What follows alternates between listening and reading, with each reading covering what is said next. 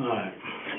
So I talked to you yesterday about the polygraph, lie detector thing. My guy's here. He's just going to verify your story, and we'll go from there. Okay?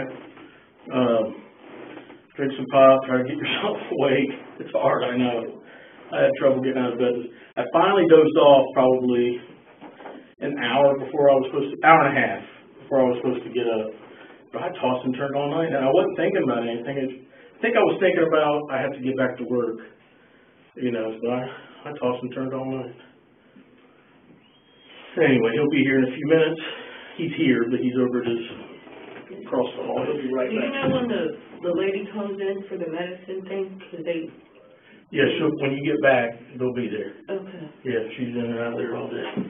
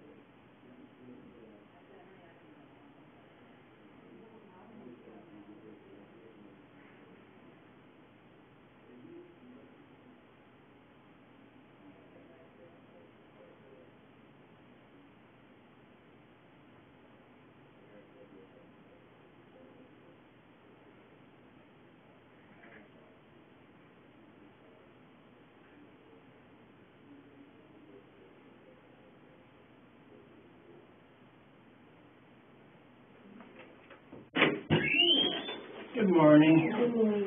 You already got something to drink. My name's Scott, and I'll be giving you a polygraph. Let me first say I'm sorry for your loss. You know, what a tragedy. I'm sorry we've gone through this, and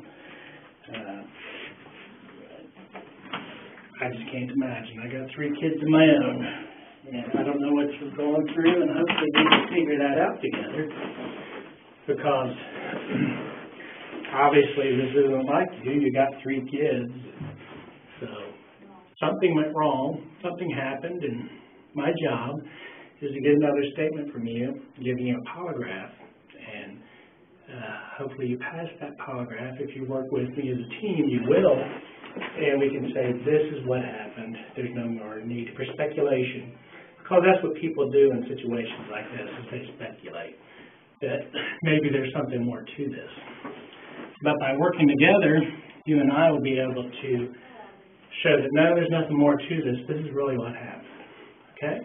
Does that sound like a good plan? You gonna work with me? Mm-hmm. All right, awesome. Like I said, I am so sorry for your loss. That's just a terrible thing. What we're gonna do today is have a consent form to take a polygraph that I got to fill out. Then I'm going to ask you some medical questions to make sure you're medically fit to take a polygraph. And I'm sure you are. This is just like, do you have seizures and stuff like that.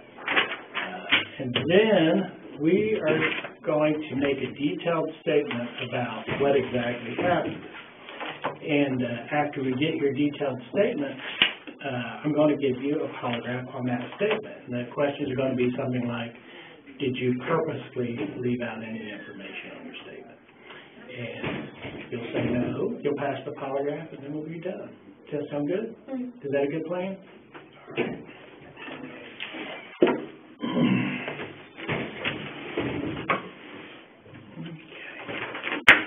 What's your name? Brittany. How do you spell that? Brittany. And your last name? Last name Gosney. And, okay, it is the first of the month already. Time flies, isn't it? Mm-hmm.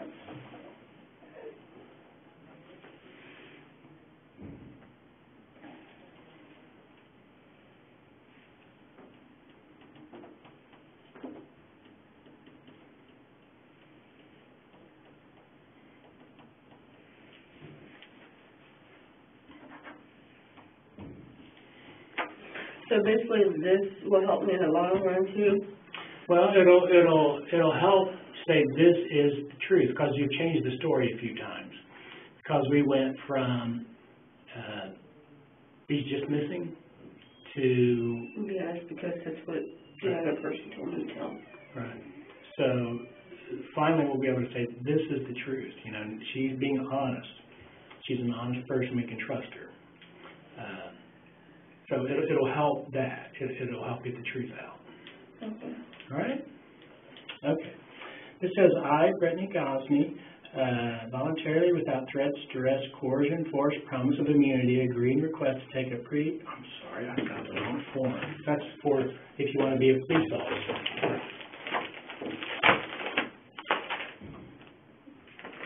This one.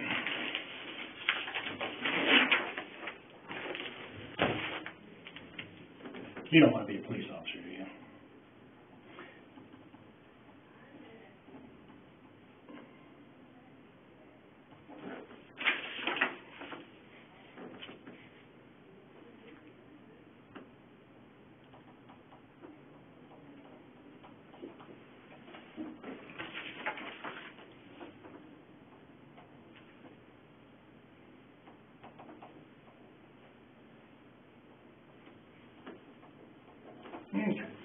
This says, I, Brittany Gosney, voluntarily, without threats, duress, coercion, force, promise of immunity, or reward, agree to take a polygraph examination for the mutual benefit of myself and or officers or agents of the Middletown Police Department. I fully realize that I'm not required to take this examination, that you have the right to remain silent, that anything you say can and will be used against you in a court of law, that you have the right to consult with a lawyer before and during any questioning and have a lawyer present with you while you're being questioned, that if you cannot afford a lawyer, one will be appointed to you free before any questioning, and that you may stop talking to me or any other police officer anytime during questioning. Do you understand all of your rights as I have read them to you? Mm-hmm. Knowing these rights, do you wish to talk to me without having a lawyer present? Yeah. Says, I do hereby authorize the examiner to disclose both orally and in writing the examination results and opinions to the investigating officers, prosecutors, and or agency requesting for investigation.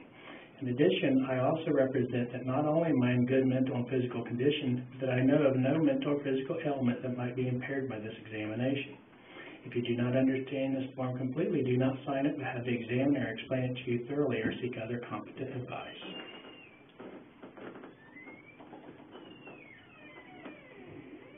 So basically what you said, no medical issues. Yeah, I'm just going to ask you some medical questions. Basically, I want to know what kind of medication you are on because that can affect the examination results. I want to make sure that you don't have seizures and just medical questions that would explain some of the results. Because what I'm looking at in a polygraph examination is your blood pressure, heart rate, sweat gland activity. There's certain medications that will affect. Well, they didn't ask me, but I have a rare heart disease. My heart attempts to beat fast. Yeah. Okay. So that's a good thing to know, is that stuff like that. And it'll just help me when I'm looking at the charts when we're done. Say, well, you know, Brittany, she has a rare heart disease that causes her heart to beat fast. So that would explain why her heart's beating fast throughout the entire test. So that's good to know.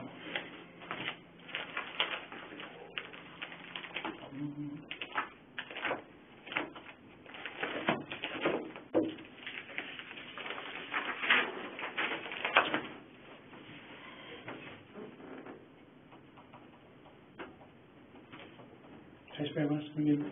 Gosney. And what's your address? 507 Crawford Street. Middletown, Ohio. How old are you? 29. And your birthday? 2592. And education. How far did you go in school? To 11. 11th grade? Why didn't you graduate? So they wanted me to repeat everything I had already done. Oh, why is that? I don't really know. I did all my work in 11th grade, and then they told me I needed to redo it all back over, and I was like, why should I have to do that? Oh, they wanted you to redo the 11th grade? And you just gave up after that? Are you working on your GED or anything? No. Mm-hmm. Okay. Do you read and write okay? Do you have a disability there? Yes. Mm-hmm. What's your disability? I've had a learning disability since I was a kid. Mm-hmm. Some words I can't understand. Mm-hmm. If I say any words you don't understand, just make sure you say, Scott, my name's Scott. Say, Scott, I don't understand that. And I'll explain it to you, okay? Okay. Because it's really important when we're There's like a lot of questions I don't understand. I try to ask to figure out what you're trying to ask me. Right. Yeah. Don't be afraid ever while we're working together, because we got to be a team. Don't be afraid ever to stop me and ask me to clarify something, okay? Okay. All right. Now, you seem to be able to, I'm communicating with you very well today. So you seem like you're pretty smart, right? Mm-hmm. Okay. All right. I used to do cashier when I was for a living. Mm-hmm. So. How'd you like that? It was fun. Mm-hmm. Okay. Are you working anywhere now? No. But you were a cashier. How long ago did you work? Since 2018. 2018, where'd you work? I worked at Kroger's. Kroger's. One of my children works at Kroger's. Family Dollar. Kroger's and Family Dollar. How long did you work at Kroger's? Well, I started working at Kroger's in 2016, so I worked there for 3 years. All right, so you know. So you did pretty well there. Why did you leave? They kept cutting hours. How about the Family Dollar? How long did you work there?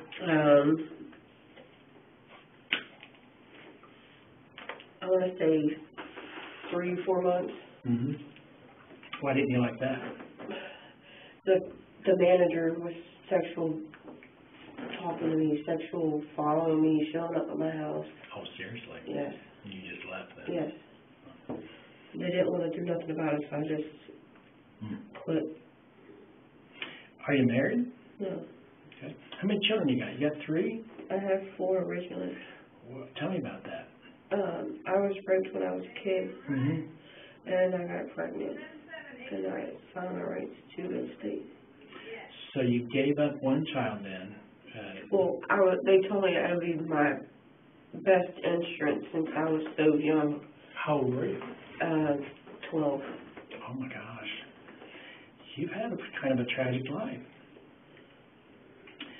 Okay, so you had a child when you were 12, and then you had 3 children. What are your children's names? You had 3 other children. My other 3 kids? And James. And James. And is James the oldest? No, he's the baby. Oh, he's the baby. Okay, and then who's the oldest? How old is she? Get ready to be 10, so she's 9. 9? And then is? 7. And then James was 6, right? Yes. Okay. And then the child that you gave up, I didn't give her up till she was a year and a half, so. Oh, so what was her name? Because you named her and everything. Yes, her name.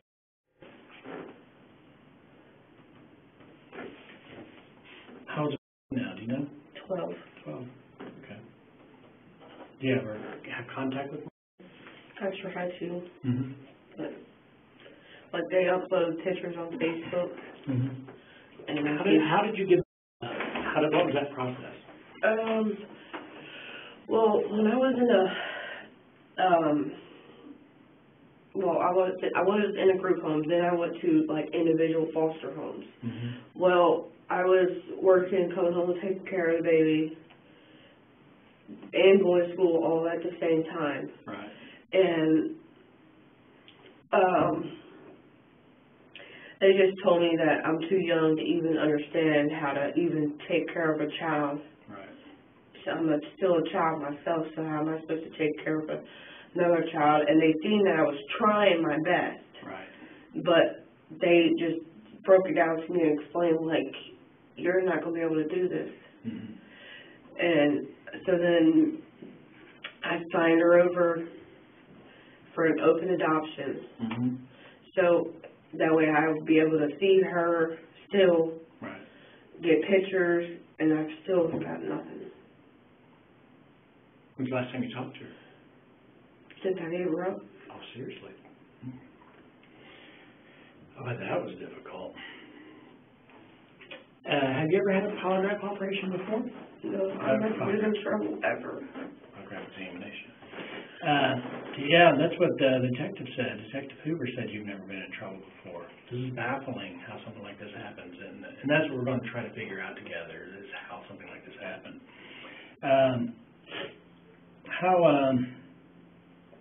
Who brought you up? Who raised you? My mom. Your mom? Was your dad in the picture? Do you want me to get you Kleenex?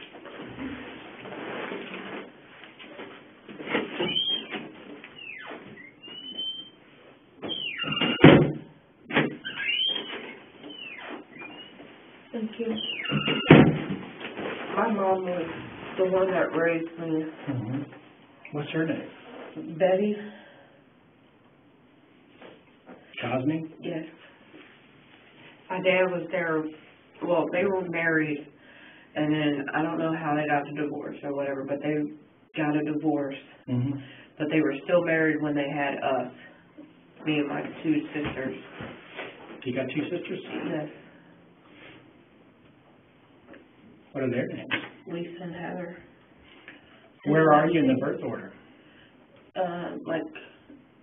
Like you middle child, yes, oldest, middle? middle. Okay. And they could even say, I would never hurt my kids. Yeah, but something went wrong, and that's what we're gonna figure out, right? So you're a middle child, your mother raised you. Who do you think had the biggest influence in your life as far as teaching you the difference between right and wrong? Well, my mom had me with my stepdad, and I don't know what happened, but I got put in the state. Well, I was with my stepmom, my real mom, and my dad, my stepdad, and then she gave me up and signed me over to my dad and my stepmom. Okay. What's your dad's name? Charles Gosney. Okay. How old were you when that happened?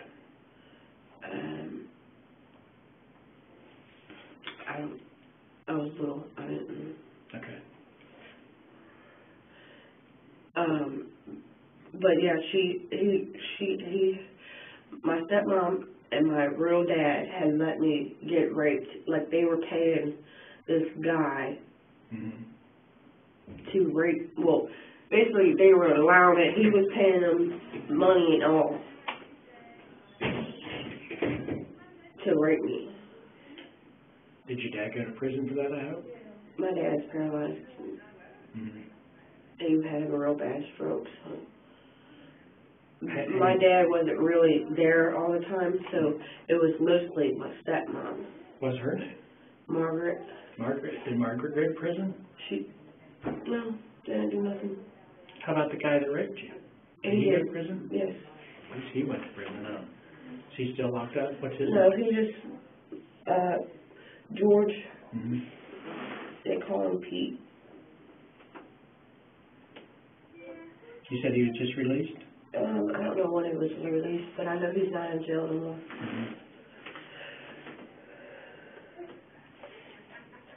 Okay. Did you have any grandparents that were influential in your life? Like my mom's mom. My grandma. Was she ever there for you? We went and visited her. So after you were raped at your dad's house, what happened then? Did you go back to your mom's? No, they made the guy that raped me take me out of the state with the little girl, because I had the little girl already. Right. And they took me to Georgetown. I don't know where it was, but somewhere in Georgetown. And somehow another 2 fun kids got called, involved, something like that. So they came looking for me because they went to the house, asked where I was at. Who's they? My stepmom and my real dad, but my real dad wasn't there. So, and he told them he didn't really know what was even going on because he was always gone. But they went to Georgetown and picked me up. I got a phone call. They told me to run. Where am I running to? I know nothing around here. Where am I going to? Right. And I was like, it's better for me to just stay here, deal with whatever.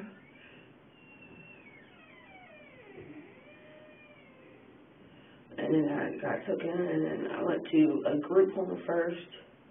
And then after that, I went to individual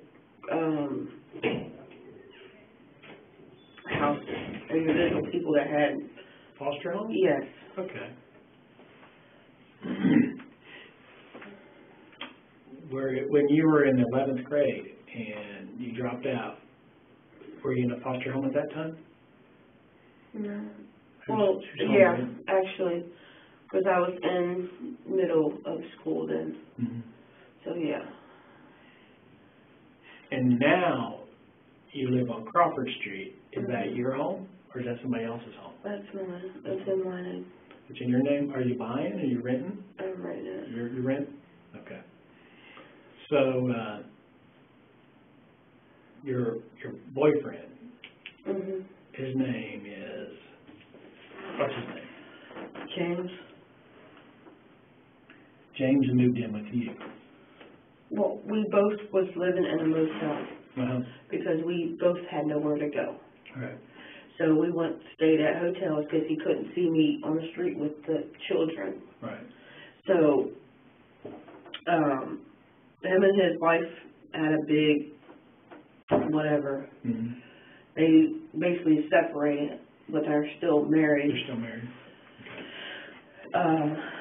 But they separated, and they've been separated for almost a year now.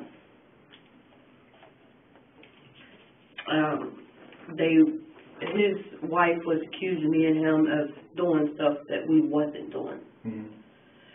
So, and then, we started basically forming feelings for each other. And that's where it started off at. Well, he had took me to the hospital because with my anxiety that I have, Mm-hmm. I had a real bad panic attack.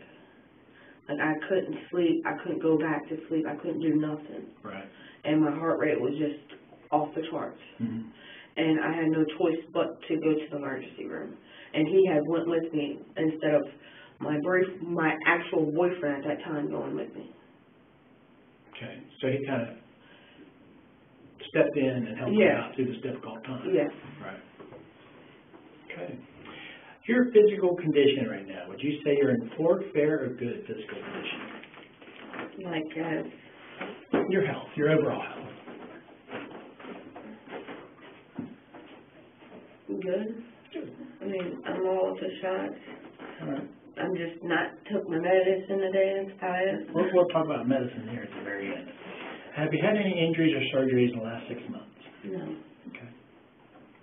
Are you in any pain or discomfort right now? Mm. Okay. Are you pregnant? I don't know. You don't know? Are you late? How late? A month. A month late. Probably should get that checked. I told them, so I don't know. Mm-hmm. Do they check you here? Or you don't know? Well, I mean, you can let them know if you're having any issues. Okay. Have you had a meal in the last 24 hours? Have you had anything to eat? You probably had something to eat this morning. Yeah. Well, I didn't eat this morning. I went back to sleep. I was so tired. Mm-hmm. How did you sleep last night? Poor, fair, or good? Poor. Poor. How many hours of sleep did you get? I don't even know. I don't even know how long. I don't even know when I got put in there, so. Yeah. Did you sleep some? Yes. You seem, like I said, you're not falling asleep on me, so you seem like you're a little rested. Have you been a patient in a mental hospital? No. No. Are you seeing a psychiatrist or psychologist? What's that? A therapist. No. Oh, very good. See, that's exactly what you're supposed to do, is if you don't understand anything, ask me. Okay. Do you have a heart condition? Yes. And do you take any medication for that? No. Okay. Besides your heart beating fast, is there any other issue? I have asthma, that's about it. Okay, so you have asthma. Do you have an inhaler? Yes. Do you have high or low blood pressure? No. Do you have seizures? No. Back problems? What is it? Back problems with your back? No. Okay. Hearing problems? Sometimes I can't hear or hear anything. Well, tell me about that. Well, a lot of times anymore I have to ask somebody, like, they're sitting, like, right next to me. I'm like, what did you say? Mm-hmm. I don't know if I've never had my hearing tested, checked out, nothing. Mm-hmm. But I feel like I'm going deaf some. Okay. Do you think you're zoning out or there's an actual hearing problem? You don't know. I don't. Okay. If you're not 100% sure of what I'm asking you, just ask me to repeat. I'm never going to get upset about that. Okay. My mother-in-law lives with me. She's 93. Oh my gosh, I have to repeat questions of her all the time. So I'm used to dealing with people that can't hear very well. Okay. Are you a smoker? Yes. Have you had any alcohol in the last 24 hours? Alcohol. Don't do alcohol. Okay, now we're going to talk about medications. What kind of medication have you taken in the last 24 hours, either illegal or legal? The only thing I've taken was my legal drugs that's prescribed for me, which is the droxazine for anxiety, Mm-hmm. searching for allergies, What's that called again? searching. Searchling? Mm-hmm.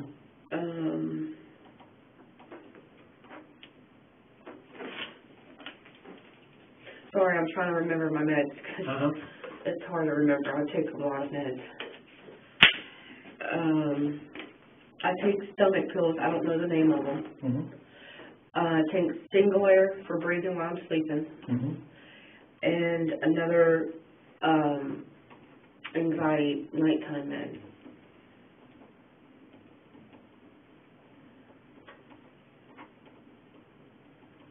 So 2 different anxiety pills? Yes. Okay. The one I take 3 times a day, the hydroxyzine. That's 3 times a day. When's the last time you took that? Yesterday morning. So it's been more than 24 hours, probably, depending on the time. It was around 8. Around 8 o'clock. So,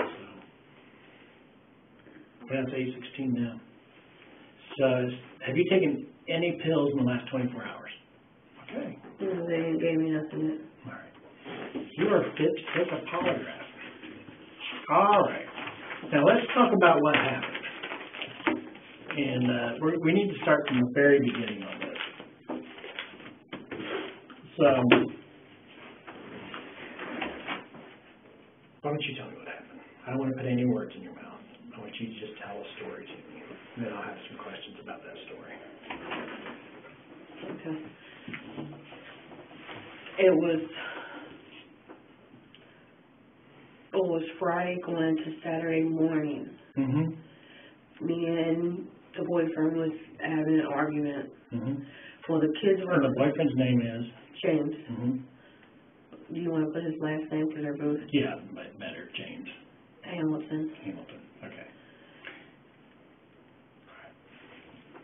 We were having an argument. He was complaining that I constantly don't discipline my children. Mm-hmm. Because I'd rather not. Right. I'd rather just make them stand in a corner for a few Mm-hmm. than putting my hands on my children. Right. And he told me I needed to get rid of them. Okay. And he's been telling me this since we moved in there. Mm-hmm. So we moved in there in February. He's been telling me a whole month.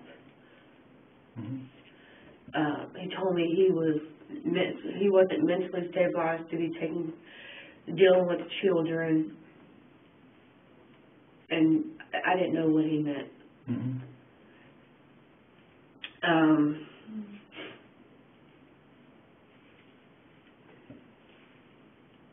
But yeah, he had told me to get rid of them. Mm-hmm. So I basically did what he asked. I took him to, what was it I told? Rush Run? Rush Run, yeah. Rush Run Lake. Mm-hmm.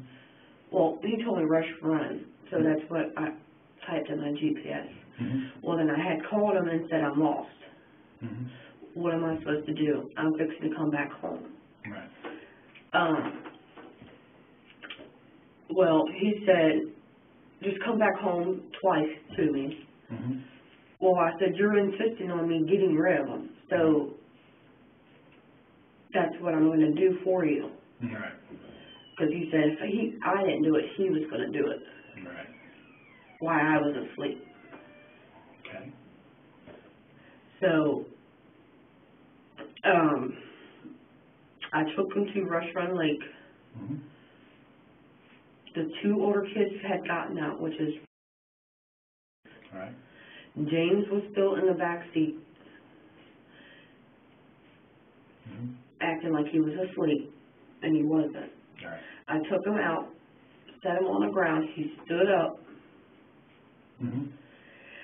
and he kept trying to get back in the van because the doors slide, and you just pull the door handle to get in. He kept trying to get back in the van. The doors automatically lock. Mm-hmm. So I didn't see. I know he had the handle. Right. Trying to get back in Mm-hmm. because he kept saying, "Mom, you don't want to be here." All right. basically he was a baby, he's scared. Right. No, I did not want to take him nowhere, Mm-hmm. but he was insisting nonstop. When you say he was insisting nonstop, we're talking about James Hamilton. Yes. Okay. I mean, he has a kid of his own, so I don't understand how he's not mentally stabilized for kids. Okay. Yeah. But anyways, I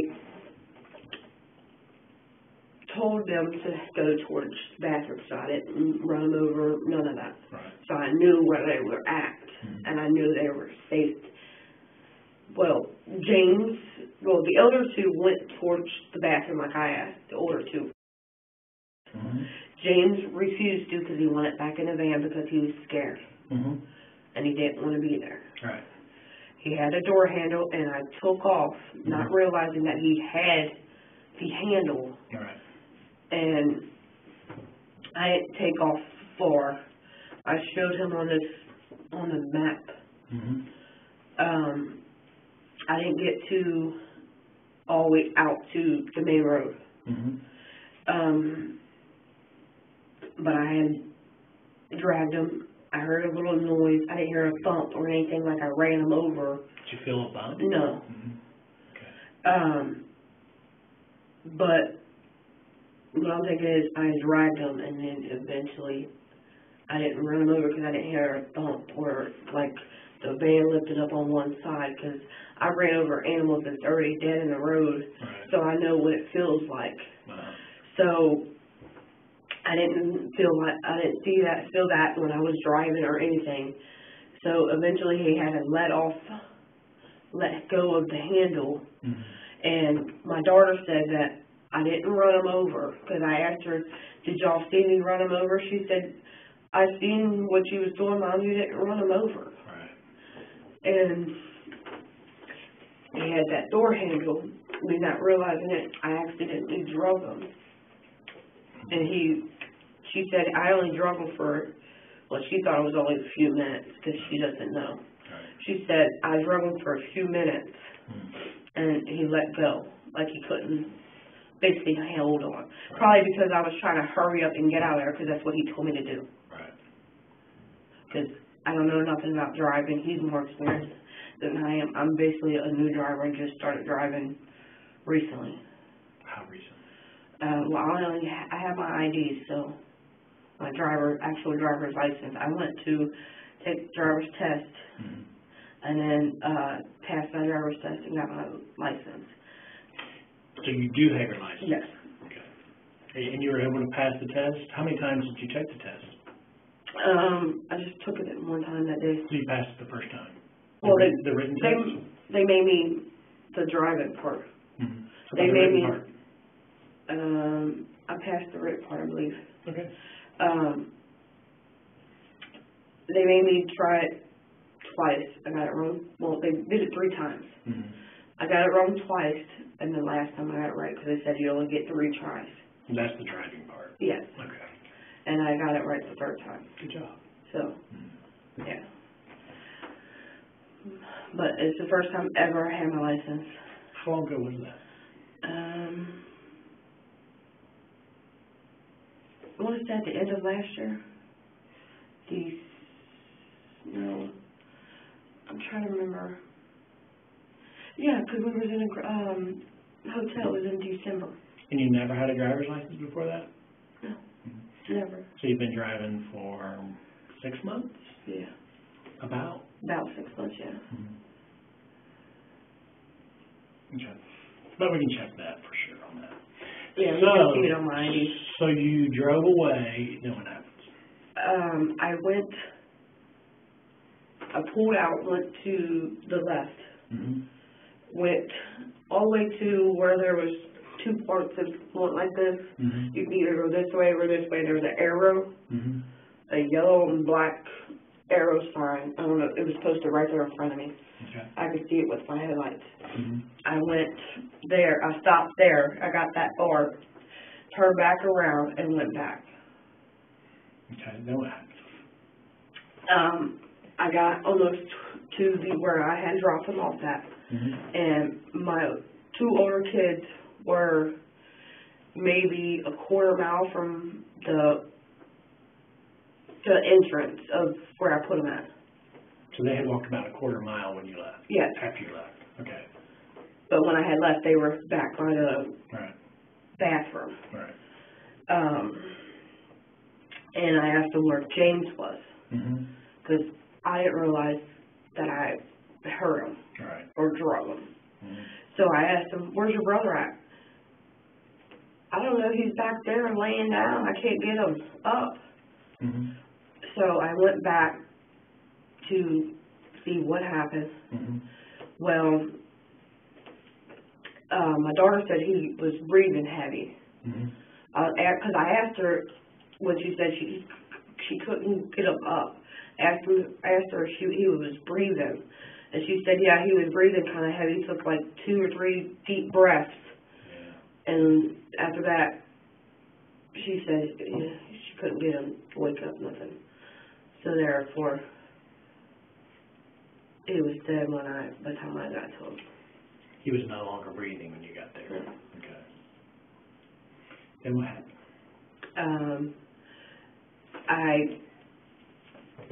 Before I got to James, I made the other 2 get back in the van. Then I went and got James. And put James, I laid him in the floor of the van, in between the 2 front seats and the back seat. Took him home to 507 Crawford.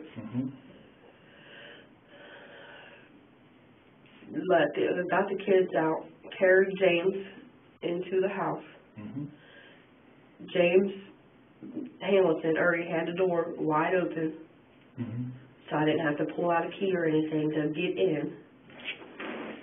So did you call him between I called him. Okay. Well, I had texted him. And said I got rid of him. And he called me because I said I might have accidentally hurted James because This is before you went back to pick up the kids. Yes. You already texted him. And you said you might have accidentally hurt James? Yes. And he had called me. And he told me to go back and get them, that he would do something with them when I got back, since I don't know how to do anything right. Okay. So you texted him and said you got rid of him, you might have hurt James. Then he called you and you talked to him. Yes. And during this conversation he says what? He says, go back and get them. I will take care of it. I will get rid of them when you bring them back. And then what happened? So that's when I went back. Now, when he said, I'll get rid of them. 3 children. He's going to get rid of all 3 of them? Yes. Okay. And then what happened? So I went back, because that's when I turned around, went back to get the children. The 2 was coming out. They were like a quarter mile away from the where I had left them. I went back and I asked the 2 kids where James was, and I went back. Well, I asked him if he was okay, breathing and all that. So I went back and got James. He was laying on the ground. He was, it looked like he was bleeding right here, because it was like blood dripping like this and like this. Right. And my daughter said he had hit the ground. Now, just a question, because this is 3 a.m. in the morning? Yeah. Are there any lights there? Are there parking lot lights? No, there was no lights. I remember seeing a shadow of an animal over. Because I'm wondering how your daughter could see exactly what happened. My headlights. Because your headlights? Yes. And you think it illuminated enough where she could clearly see what was going on? Okay. All right. Okay, so... Well, I'm sure they said they were going to question and talk to the kids too, so... Right. So, you get back home, and you had James laying on the floor. you carried James into the house. Where did you put him? I laid him, the first room when we walk in the door, Mm-hmm. I laid him on the floor. The two children wasn't crying or anything. They were more shook up than anything. Yeah. So they just went and grabbed their toys out the closet Mm-hmm. and sat down and was watching TV and playing with the toys. James Hamilton took James upstairs Mm-hmm.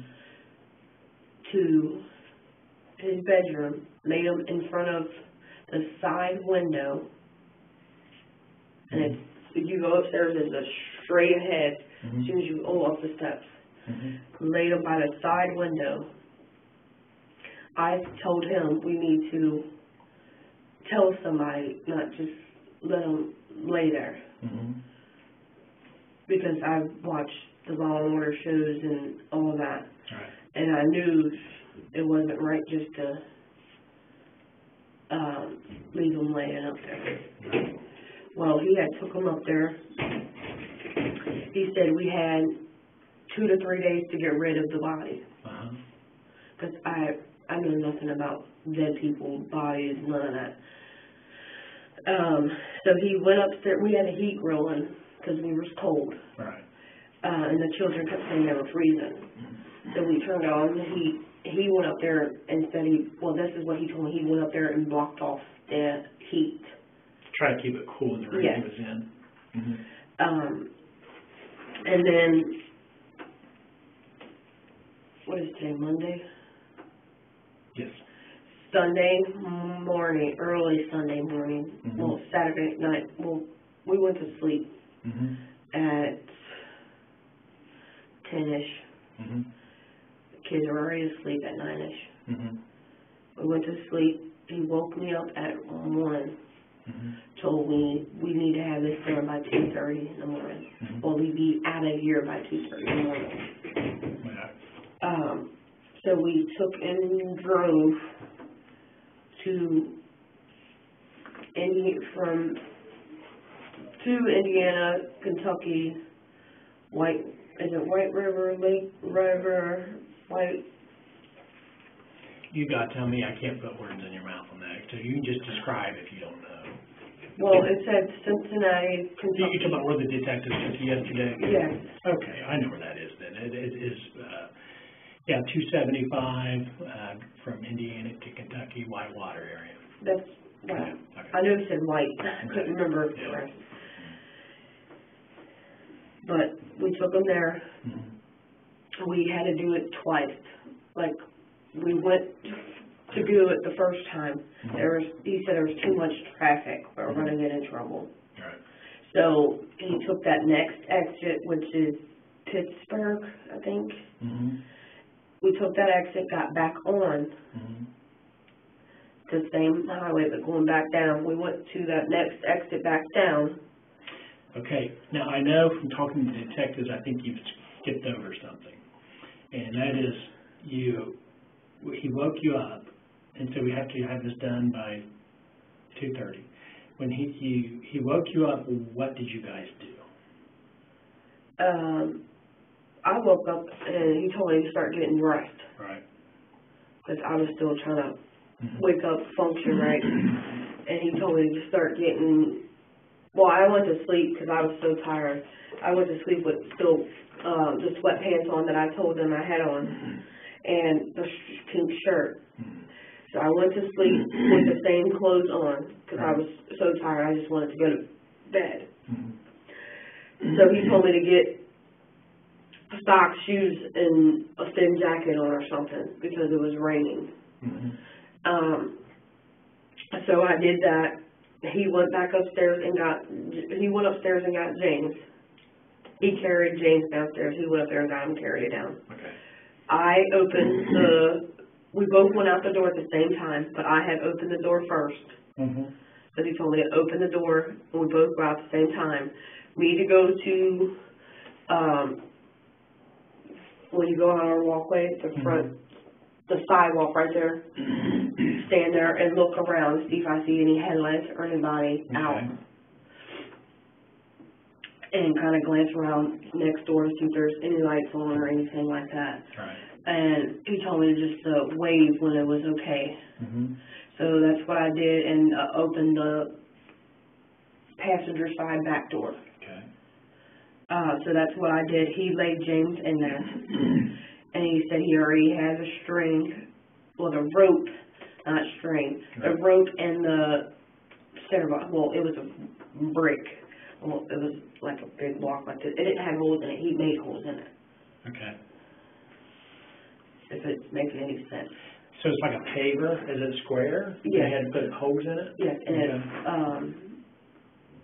it was something like a center block, Mm-hmm. but he had to make his own holes. Okay.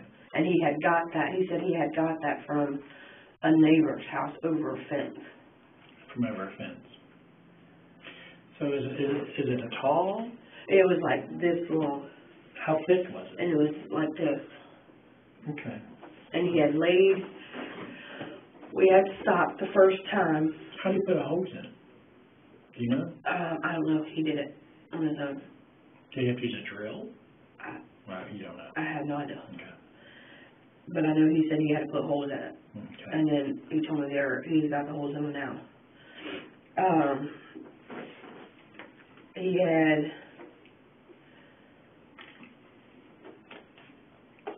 see, I'm losing track. Where was I? Okay, you made sure the coast was clear. You waved him out to the van. Trying to open the van door. Opened the van door. We took off. We went straight down to Logan Street. Mm-hmm. Went left on Logan. Mm-hmm. Went straight down to the interpass. We went this way. Once he made sure the traffic was clear to hit the Cincinnati. When were the ropes and the cinder block attached to James? That's what I'm trying to get to. Okay, sorry. Because he's the one that did that. I didn't do that. Right. He went to, Catering Hospital right here. It says Dayton, Cincinnati, before the highway. Or It's still in Middletown, right? Yes. Yes. We went to, it said Cincinnati. We went that, we took that, I don't know what it's called. Were you on I-75? Yeah, we took Cincinnati. I know that for a fact. Okay. All right. We took Cincinnati, and he went straight to Indiana. Mm-hmm. And then from Indiana, he went to, it said Cincinnati, Kentucky bypass. He took the Kentucky bypass. Mm-hmm. And then once we got to the bridge, Mm-hmm. the bridge, we tried the first time. Oh no, actually, before that, went back. Before that, he had stopped. He stopped once. I don't know how far it was. Mm-hmm. And he turned off the headlights, everything, like he shut the whole van down. He went back there. I was just sitting in the front seat because I don't know nothing about getting rid of bodies, none of that. Right. He had put the center block, or he made the center block, basically, put that on James's chest. It was like from here to like part of his leg. Uh-huh. Well, it wasn't all the way up on his chest. It was like where his boobs were. Right. And he had this rope that he got for work use, Mm-hmm. and was using it to wrap the James and the center block, Right. to hold tack. Mm-hmm. Because I can't tie worth of crap. Yeah. And I wouldn't have done it anyway, because I don't know how to do none of that. Right. And once again, I didn't want to just get rid of the body. I wanted to call somebody. Right. I wanted to do what I thought was best. Mm-hmm. And he kept on insisting to get rid of the body because he had bruises from James punching him everywhere. Oh, okay. But if he didn't have the bruises on him, and he didn't want to go to jail for the bruises or be in trouble for the bruises on the kid, I would have called and reported it right then and there when it happened. Mm-hmm. But he insisted on not reporting it because he had bruises. Right. Okay. that I did not do. Okay. Because like I said, I'd rather make them stand in the corner than put my hands on them. Right. So, James wraps the cinder block around James's chest, body, and then what happened? Well, it took him a minute to get it all however he had it needed to be done. Mm-hmm. So, after that, he got back in the driver's seat, Mm-hmm. took off, went to go head towards the bridge. Mm-hmm. Well, he was looking around, looking. I'm so sorry, I'm not turning this off. This should be off. Okay, it's off now. Anyways, he went we was going to do it the first time. Mm-hmm. I wasn't going to help him to get rid of the body or anything, but he said, you have to help me. Right. Because he was the weight from him dead, and the brick, he couldn't do it on his own. Who's driving me? James. Okay. I don't know my ways about nothing, so. Right. He said it wasn't advised for me to drive anywhere, and I was like, I don't know where I'm doing nothing, so. Mm-hmm. He drove the van, even after he stopped Mm-hmm. to wrap him up. Right. And he was driving the whole time, Mm-hmm. even to go back home. Okay. We had stopped to wrap the body up. Mm-hmm. Well, we stopped, he wrapped the body up, I didn't wrap it up. Right. I was waiting for him to get done. You told me to try to duck down, I guess so nobody would see a shadow in the car or something from the headlights. Mm-hmm. Told me to duck down to make it seem like there's nobody in here, the car is abandoned. So that's what I've done. And we went to go head up to the bridge the first time. Mm-hmm. Well, he noticed there's cars coming at us. Mm-hmm. So he said we had no choice but to keep going and go to the next exit. Mm-hmm. Got off on that exit, went back around, Mm-hmm. got back on that highway, that same highway, Mm-hmm. on the opposite side, Right. then got off on the next exit, going back down. I don't know what that next exit is. Okay. But you drove them there. Yeah. You went with the detective, Yeah. so they know. Right. I drove him, well, I didn't drive him. Right. We went to that next exit, we went back, got off that next exit, went back on, to get back on the, I guess highway would it be? Yeah. Highway, Mm-hmm. to go back to the bridge. Mm-hmm. Well, he had stopped, like, because I showed the bridge don't have nowhere you can just pull over off to the side. Yeah, it's kind of skinny, isn't it? Yeah, and he had stopped, I mean, like halfway down the road before the bridge, where it started cutting off. To wait till traffic was clear, he turned off the headlights, same thing again. Right. Waited for traffic to be clear, Mm-hmm. and took off flying to the middle of the bridge. Mm-hmm. Stopped to the middle of the bridge, told me to get out, Mm-hmm. hurry up and open the back passenger side door, Mm-hmm. and I was to grab his feet and help him toss the Right. child over. Mm-hmm. And he grabbed the top half. Right. And he was in the driver's seat, walk in between the two seats up Mhm. front, grabbed his head, and he had got out too, because we were standing like this, basically, Mm-hmm. to toss him over. And I heard we tossed him over, I heard the splat because of the brick being heavy. Right. So you had the feet and he had the head and you guys just tossed him like that? Yeah. Okay. Then what happened? We went home. Then what happened? It was around almost 5 o'clock Mhm. in the morning, the time we got back home. Right. The kids were still asleep when we got back. We sat there a while. I went to sleep. I couldn't stay up any longer because I still had my meds in me. I was still ready to go back to sleep. I even was kind of falling asleep going to do all this. I went back to sleep. He woke me up at 8 o'clock, said, we got to go report this as a missing child.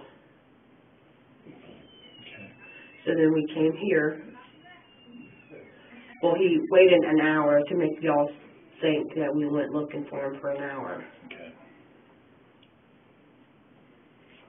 So in between that hour of waiting, we went to the garage that I showed them. He put the rope, the leftover rope, and I don't know, is it a hard drive you put in the recording camera thing? Yeah. He took I forgot to mention that he has the cameras. He had a recording thing, but it doesn't have audio. Right. Well, that's what he told me. I don't know nothing about those cameras. And most security cameras don't have audio. He took the hard drive out. It was a skinny, like an iPod. Have you ever seen an iPod? He took the hard drive out, put it back in the original box in plastic and all. It was a blue and white box. He had put those boxes, because there was two of them. One he hasn't used, and the other one has the footage. What did he do with these hard drives? The hard drive? In the garage. They're in the garage right now? Yes. Okay. I don't know exactly where at, but I seen him go in the garage with it. I don't know if he went out the back door. So this was the hard drive, and was this before you came down here and reported him missing? Yes. Okay. So this goes up here. So he took the hard drive out of your security camera. Well, his security camera's on mine. It's his security camera, okay. I have no idea about none of that security stuff. Where are the cameras? There's one on the front, two on the side, one like this, and one on the back. Okay. Do they record all the time? Yeah. Okay. All right. That's good. Okay. Am I missing anything, or you?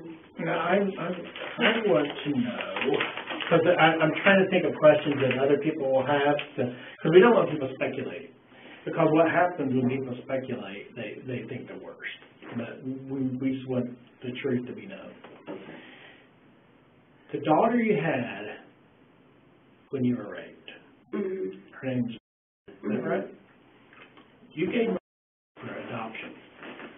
The first question anybody's going to ask, in my mind, is if these kids are too much for your household to handle, why didn't you just put them up for adoption like you did? I didn't want to. Why not? Because I knew I was going to be able to take care of them, care for them, make sure they went to the doctors, school, everything. But you took them out to Rush Run to leave them. Because that's what I was told to do, or he was doing it himself. And if he did it himself, what was he going to do to him? Now, when you're driving to Rush Run, and you're thinking, I'm going to get rid of these kids, surely you know if you just drop them off, they're old enough to talk and say who they are and where they belong, that they're going to end up right back at your house. That's what I told them. So they still insist on me getting rid of them somewhere. So if you're going to get rid of them, that really doesn't get rid of them. That just puts them in where they're not supposed to be at.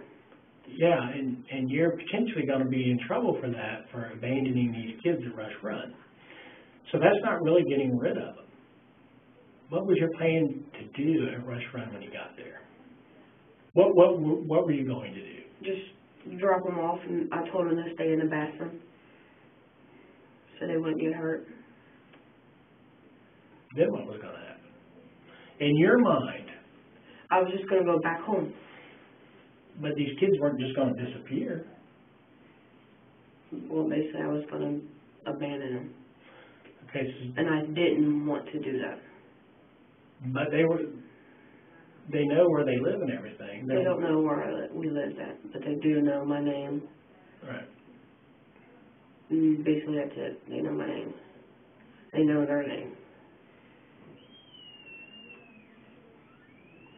Okay, so how is this going to solve the problem? Because they were going to end up back at your house.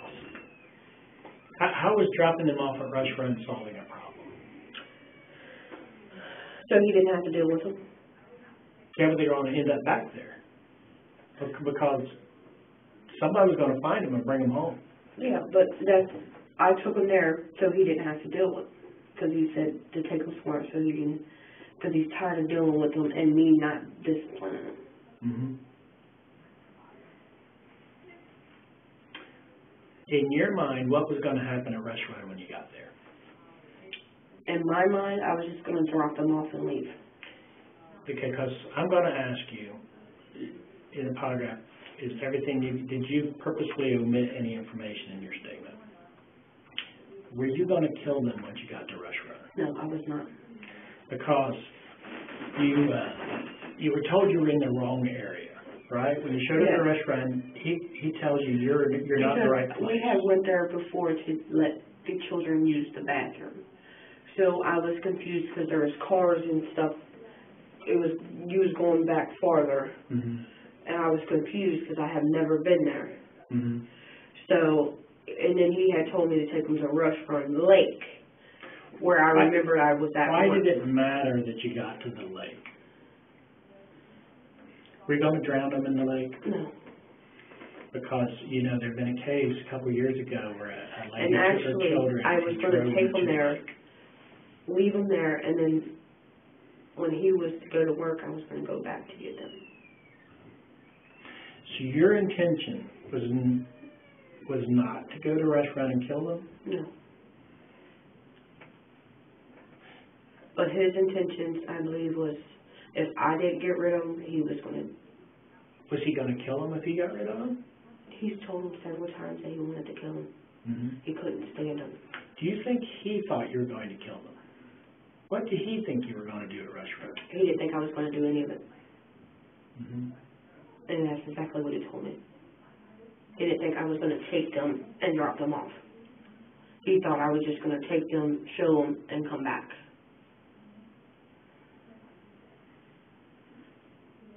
Literally, I don't have killing anybody in my blood. I've never killed somebody in my life. He said he's killed several people and got away with it. Mm-hmm. But your first child, when you got rid of her, you did it the right way. You put her up for adoption, the family took her in, and hopefully she's doing well. But these kids, you're doing it different to get rid of them. You're abandoning them. Well, I have tried to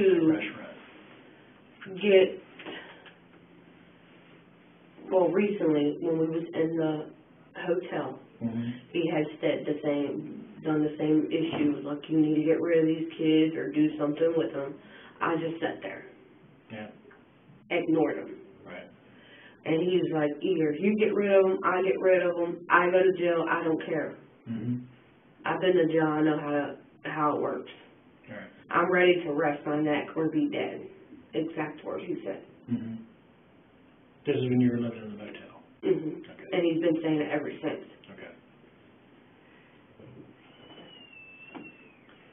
So why didn't you just put these kids up for adoption or put them in foster care, have a family member take them? Since he's been saying that for a year now? No, it was a couple months. He's been saying this for a couple months? Yeah. How long have you been living on Crawford Street? We just moved in there February. Okay. So, if you're going to get rid of these kids, why not do it a different way? I was going to take them I was told that you can take them to the fire station, the mm-hmm. local fire station, and drop them off. They will be safe there. That would have been a good plan. Yeah. But when I had called around, they told me I couldn't do that. That's still abandoning my children. Well, it would have been preferable than taking them to the middle of nowhere and dropping them off. It would have been a cry for help, but you chose to do it this way. Yeah, that's because they told me I couldn't just take them there and drop them off. Who told you that? He did. Because I looked it up on the website, where can you take your children where they will be safe and you will not get in trouble for it. Mm-hmm. And it said your local fire station. So why didn't you do it that way? Because I listened to what he said, you couldn't do it. But online it said you could. Right.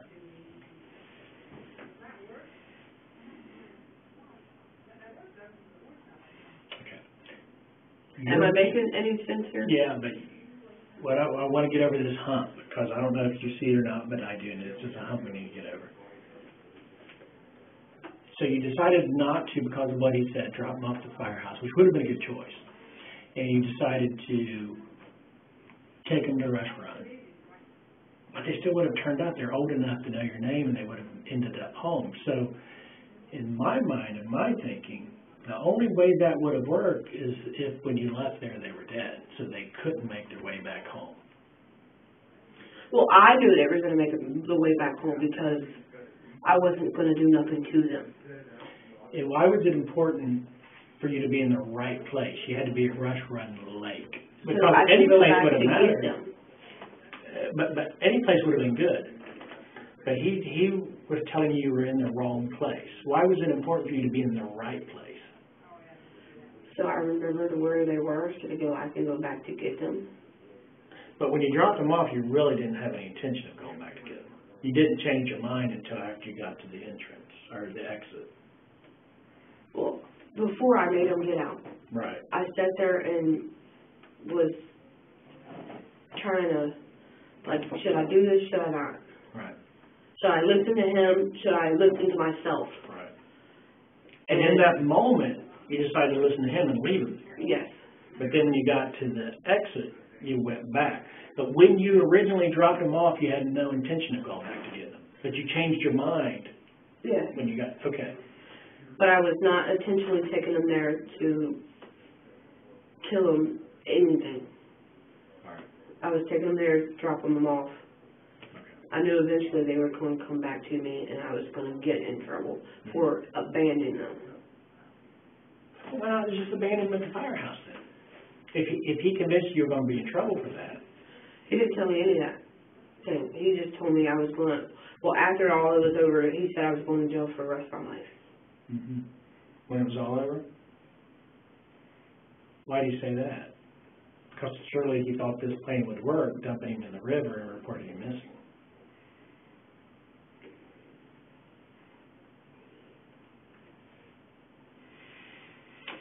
All right.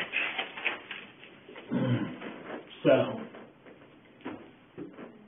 your statement is that Friday or Saturday morning, James, for 2 months since you've been living at the motel, has been wanting you to get rid of the kids. And if you don't get rid of them, he's going to. So you decide to take them to Rush Run and get rid of them. But in your mind, getting rid of them means what? Just dropping them off. Just dropping them off. Yeah. And, not harming them, nothing. but you understand that's really not getting rid of them. Not permanently, anyway. They're going to make their way back home. I knew they would make their way back home. Okay. So when you dropped them off,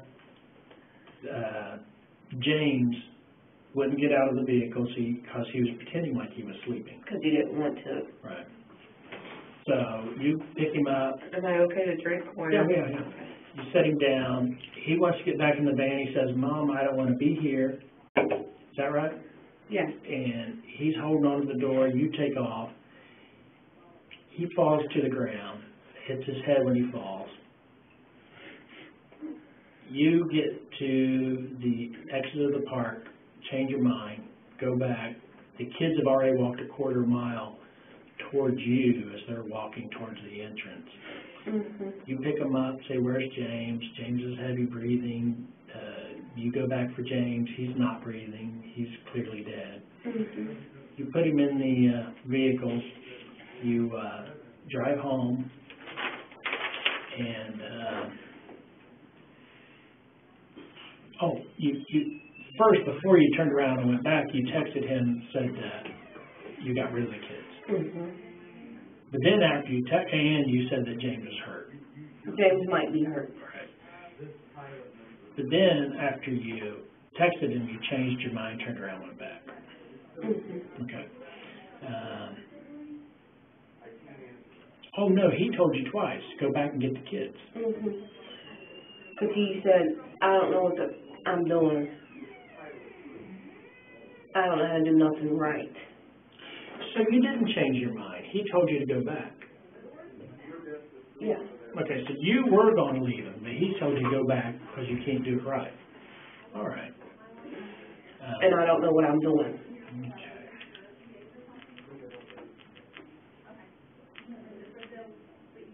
So I'm guessing in his eyes, he was hoping that I was just going to get rid of him, kill him, all that. But I did not. Had you guys talked about it at the house before you took him to the restaurant? No. Well, clearly you did because he said you were in the wrong place, so he knew where you were planning on taking him. No, he told me just to take him to the restaurant. And do what with them? What did he want you to do to them? Just take him there. But you can't just take him there. You got to do something. What did he think you were going to do at the restaurant? I have no idea because I wasn't. Well, you talked about it enough that he knew you needed to go to the water. Okay. Before this helps with the story. Way before this, he had bought the rope and all that. He had tied up all three of my children, stuck dirty underwears in their mouth, tied their mouth up too with the underwear and whose dirty underwear? The children's, and put them upstairs in the closet. I told him he doesn't need to do that. Leave him alone. Right. Well, he still insisted on, I'm done with these kids, basically trying to, I'm good if they kill them. Isn't that what you do they're going to die eventually once you wrap them, tie them up to where they can't move and breathe, right? Did you cover their noses up too? No. Just put the children's own underwear in their mouth and tied a rope to try to help keep I'm guessing the underwear in their mouth. Right. And he had took them upstairs and put them in the closet in the daughter's room. Well, I wanted to go back up there to take the rope off and all that.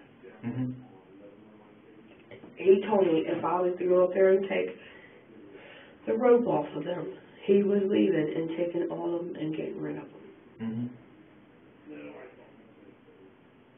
How long were they up there? Well, he had kept going up there because James, the little boy, kept taking the rope off his, somehow taking the rope off his mouth and taking the the underwear out of his mouth. And kept moving around, yelling, Mom, Mom, Mom, please help me. Come, I got to use the bathroom. Well, I went to go upstairs. He jumped up and went up there. And I don't know what he did because I didn't go upstairs. Could you hear any ruckus or anything? I heard thumping, like a lot of, on the floor. Is that when James, the little boy, got all the bruises on him? Probably. Because when he had went upstairs. How long before Friday did that take place where he tied up all three kids and put them in the closet?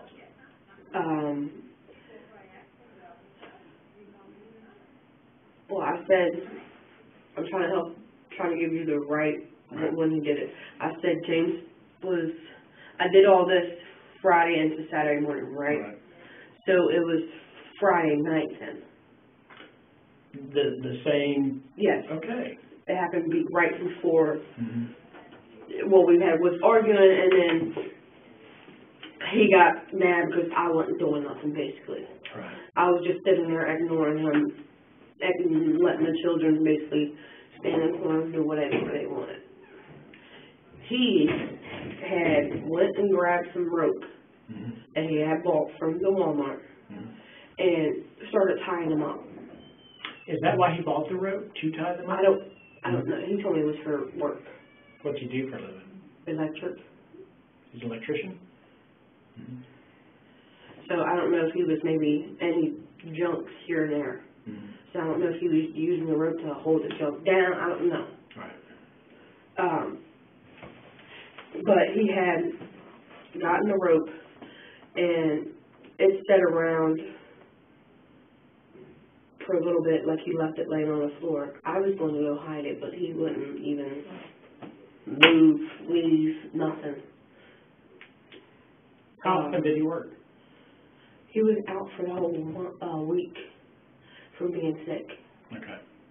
So he missed he ain't worked since the Friday before. Okay. If it's making any sense. And he was out that whole week. Right. So I had to deal with him the whole week. Well, I was also sick. I didn't want to deal with the children. Well, I didn't want to be beating on the children. I wanted to just like, hey, you guys can't be doing that. If you're in trouble, now you can get in the corner. Right. Well, he insisted on not feeding them. I said they had to eat something, or they're going to die. I don't want my children to die. Well, he's like, I only want you to give them bread and bologna. And they're only allowed having water to drink. So, I done what he said. Even though before that, because remember I told you all of this started happening with getting rid of the kids when we was in the hotel. Right. He had So the house is in your name? Yes. What's your attraction to James? What was my what? Attraction to James, your boyfriend. You were able to get a place all by yourself, right? But you moved James. I couldn't afford it. I couldn't even afford the hotels. Do you love James? I did until I seen how he was acting towards my children. When did you stop loving him?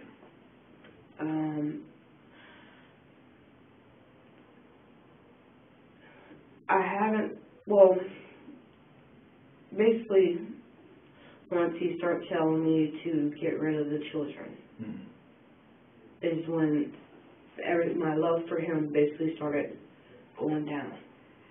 I was trying to get me and myself out of that predicament and go stay with my sisters. But I had they wouldn't let me. So at that time, I didn't know where to go, what to do. When did you call them?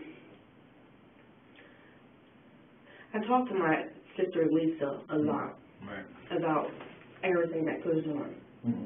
Because I need somebody to tell, somebody to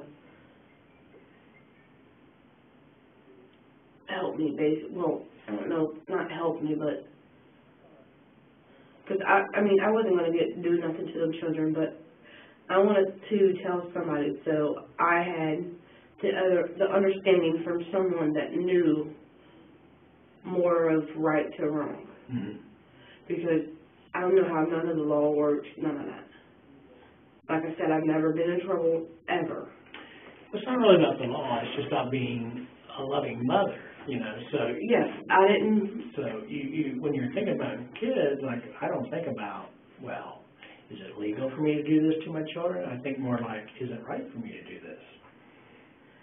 Yeah.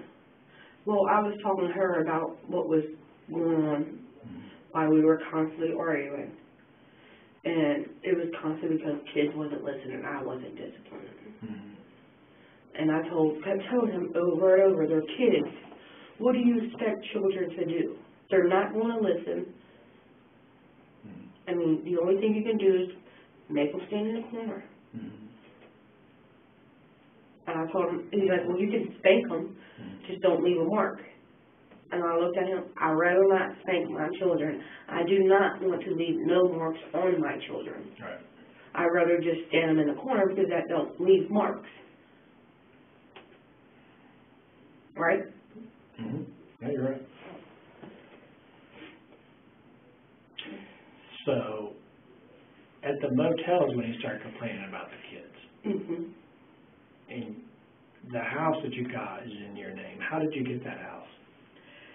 Well, I had, with the stimulus checks, Mm-hmm. I had saved up between that and my son has SSI. Mm-hmm. Does. Yes, he has SSI because he's ADHD. Mm-hmm. He has a learning disability. Some of his words you cannot understand. Mm-hmm. So, like, you have to ask him several times of what he's saying because Right. you can't understand it. Well, I had applied for all three of them SSI because none of them, they had all three had learning disabilities. Okay. And I was told by the doctor, Mm-hmm. the ADHD doctor that prescribes the medication, like, because I told her I need some type of help, assistance, something besides food stamps so I can pay for a living for me and my children's roof over our head. Right. And she told me I can get SSI for them. Okay. So that's what I was doing. I started the process with first, Mm-hmm. and then after that I did the other two. Right. And I got approved. He went to the medical doctors that they have you do before you get approved for the SSI. Okay. I took him to the doctor. Mm-hmm. They did the testing, however they did it. I sat out in the waiting room. Mm-hmm. After they asked me what they had to ask me, I sat out in the waiting room while they did whatever to examine to see if he had disability or not or stuff like that. Well, I had applied for the SSI, did the appointments and all that, got approved not too long ago for it. Mm-hmm. Well, they owed me still back pay, Mm-hmm. but with him working, he was paying the motel and whatever else. Okay.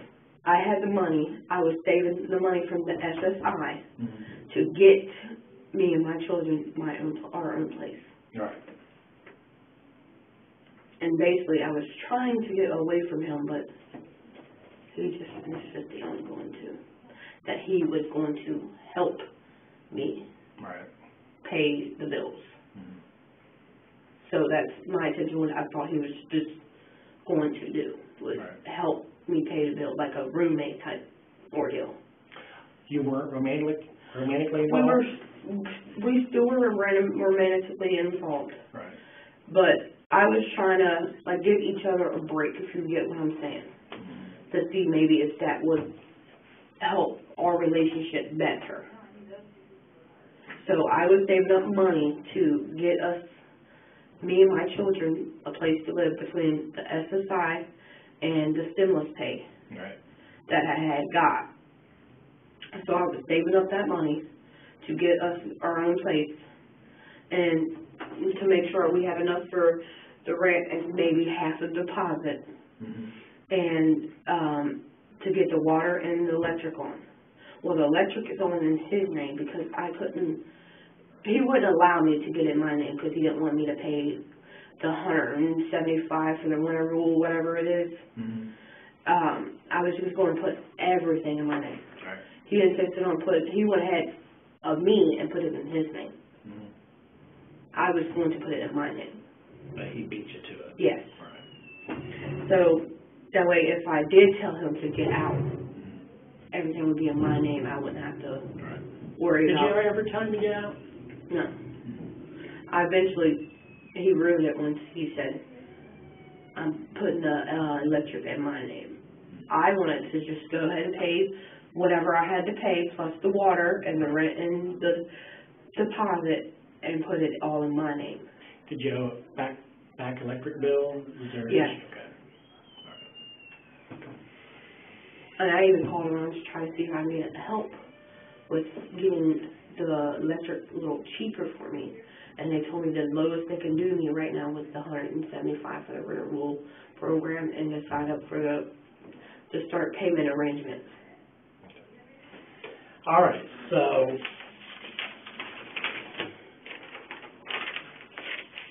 is everything you've told me today true? Yes. When your intention was, when you left him at Rush Run, when you were driving to Rush Run, Mm-hmm. when you were driving there, you did not intend to kill anybody. No, I did not. And when you were driving away, you felt in your mind that what would happen when you left these kids at the park? Mm-hmm. What did you think would happen? They might get hurt, or... How would they get hurt? Well, he told me that somebody might end up kidnapping them. Mm-hmm. I was like, I hope not. Right. What did you think would happen to them at the park? I knew eventually they were going to find their way back home, or they would have seen somebody going by and stop them. Mm-hmm. What did you think would happen at that point? Can you explain more, so I can... Well, I'm trying to, because you had a plan, clearly had a plan, because you and James, the boyfriend, you guys talked about it. You knew where you were going to go. You were going to go to the area by the water. Well, when he tied them up or whatever it was. Or he tied them up Friday. Oh, I forgot about that. How did they get untied? I untied them. Okay. I had told him to go to bed. Mm-hmm. Like, I was letting it all go and just sleep on it. Right. And he kept nagging at me. He wouldn't let me go to bed. Mm-hmm. Even though after I had told the children to stay up there in the rooms and go to bed. Right. I will see them in the morning. Mm-hmm. He insisted on, no, you have to get rid of them. You can't go to bed until you get rid of them. Mm-hmm. I said, I don't want to get rid of them. Right. Why can't we just go to bed? Mm-hmm. I was like, I'm tired. It's late. I don't want to get rid of my children. Right. I was going to look at him and tell him, why don't you go somewhere? Mm-hmm. And he said, I don't have to. I pay the bills here. You told him that, and that was his response?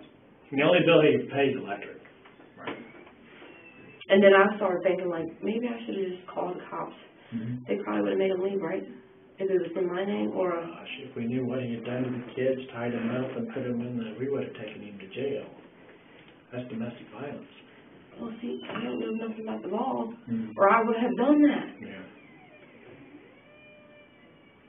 So, you get him untied, you tell him to go to bed. He won't let you go to sleep until you get rid of him.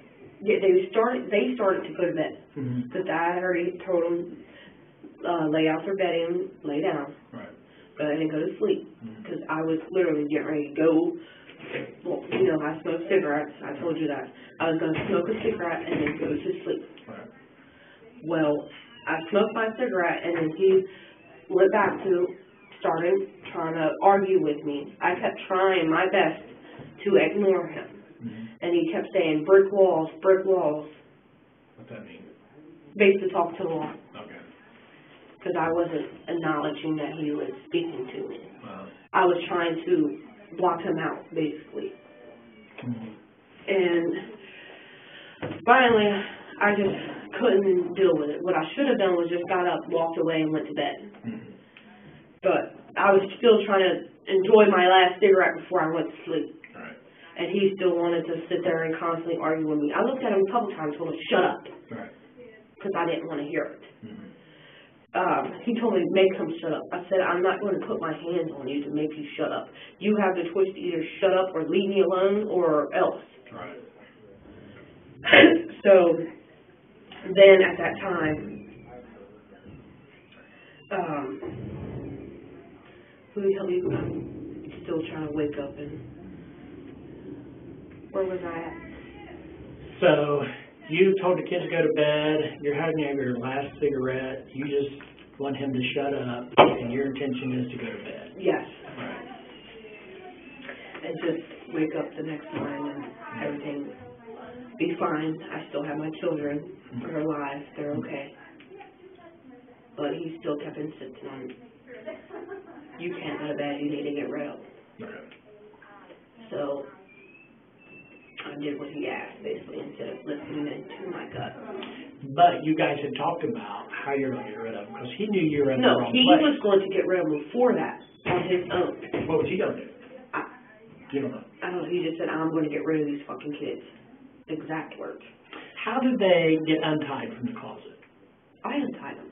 Okay, so they were upstairs tied up. He had, little James. Like, before all this happened, he was saying that he's going to get rid of the fucking kids because he's sick and tired of dealing with them. Excuse my French, but I'm telling you exact words he said. I told him, no, you're not, leave my children alone. Okay. And he said, you want to watch? I'm ready to rest my neck or go be with my mom, which his mom is dead. And that's what he kept telling me over and over and over and over. Basically, almost every day of my life. Okay, so James ties up the kids in the closet. This is Friday. Yes. Friday night. Friday night. All this. So you untie the kids. Yes. See, that's probably what I should have told him, too, though. Would have helped out a lot more, huh? All right. So you untie the kids. You want to go to sleep. He won't let you sleep. Yes. The kids were going to sleep upstairs. They were already in bed? Yes. And he's saying, no, you can't sleep until you get rid of the kids. Yep. Now I see why you said there's a gap or something missing. Yeah. Now I understand now after listening to you saying. So he says, nope, you can't sleep till you get rid of these kids. And at some point you talked about it, how you're going to get rid of these kids, because he knew you were in the wrong place. So well, he told me I got the best place for them.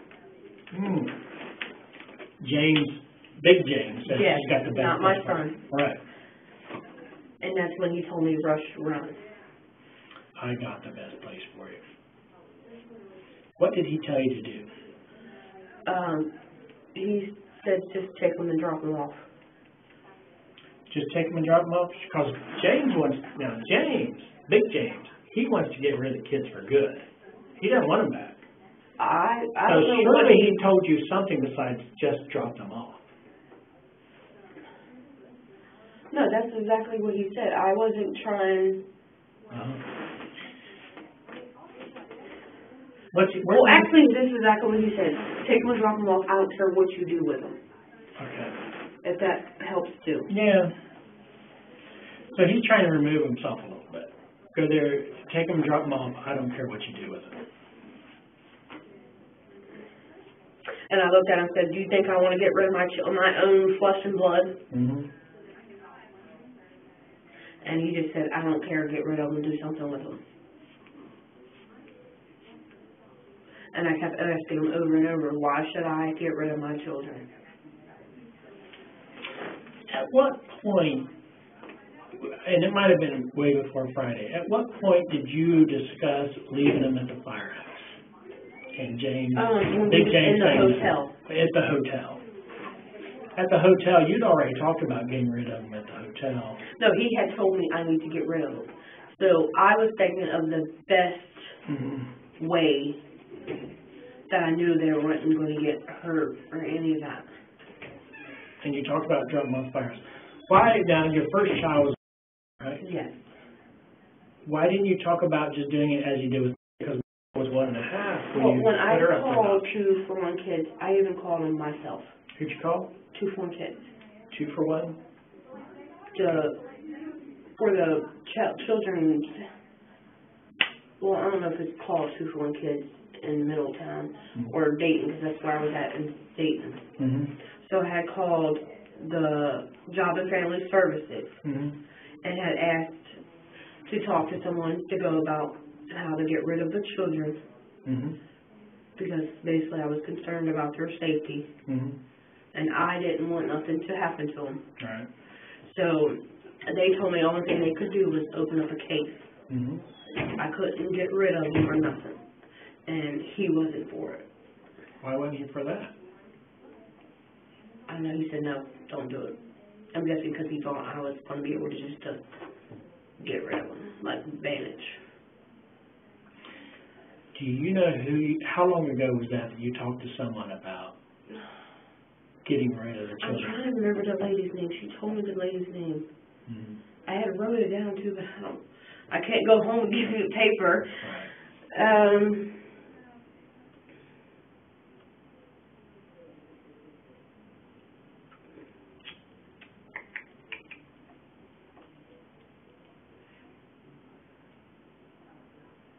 There was a lady that I talked to.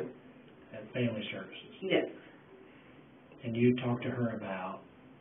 Trying to put them in a foster home or somewhere safe that I knew was safe. And she said she couldn't help you, she could just open a case. Yes. Which would be helping? She'd have to open a case. Well, that's what she said. It wasn't going to help me. She'd have to open a case first. And she told me if I wanted to, she'd go ahead and do that. But he told me to call him and let him know what was said. Do you know what this Family Services organization is? Montgomery. Montgomery? It was Montgomery Montgomery, County? yes. Okay.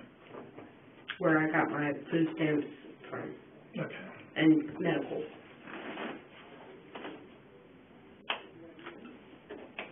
Okay. So you had called them while you were living in the motel with Family Services in Montgomery County. Yeah. Was your intention to do like you had done with? Yes. Mm-hmm. Okay. But that didn't work because they had to open a case. And yes. James, yes. Big James didn't want you to do that. Yes. All right. Does it make a lot more sense now? Yeah, it is. Okay. So I'm trying to answer all the questions that somebody's going to ask later on. Because that's going to be one of the big questions. Why didn't you just do what like you did with when we was at the motel, kind of tried to do that. When we was at the motel, mm-hmm. we were having problems. And James was being behaved, listening, all that. Mm-hmm. Well, I let him play, do what normal kids do. Right. And we're at a hotel, you know how kids like roaming in the hallways. Oh yeah, kids love that. Well, he had told me my daughter wasn't listening. She kept lying. Mm-hmm. Kids lie. And it's a sign of intelligence. That's what I tried telling him. Mm-hmm. Yeah. I said, all kids lie. Name one kid that does not lie. Right. You're supposed to be proud of them when they tell their first lie. That means they're smart. So he's like, I'm tired of her lying. Mm-hmm. I said, well, all kids lie. Name one kid. Right. Find one kid and show me that kid that doesn't lie. Because I knew right then there. Right. But as we're adults, we stop lying because we realize there's consequences of that. Right. But kids don't. Eventually, later on down the line, when they get on my age, they'll learn. Right. Okay. But anyways, back to the hotel situation. Right. Wasn't listening. I just told her to get in the corner to basically let her know, like, hey, you can't be lying. Right. Well, that's when he started insisting on getting rid of her. Oh my gosh. So I was calling around to find a safe place for her to go. Mm-hmm. And she kept,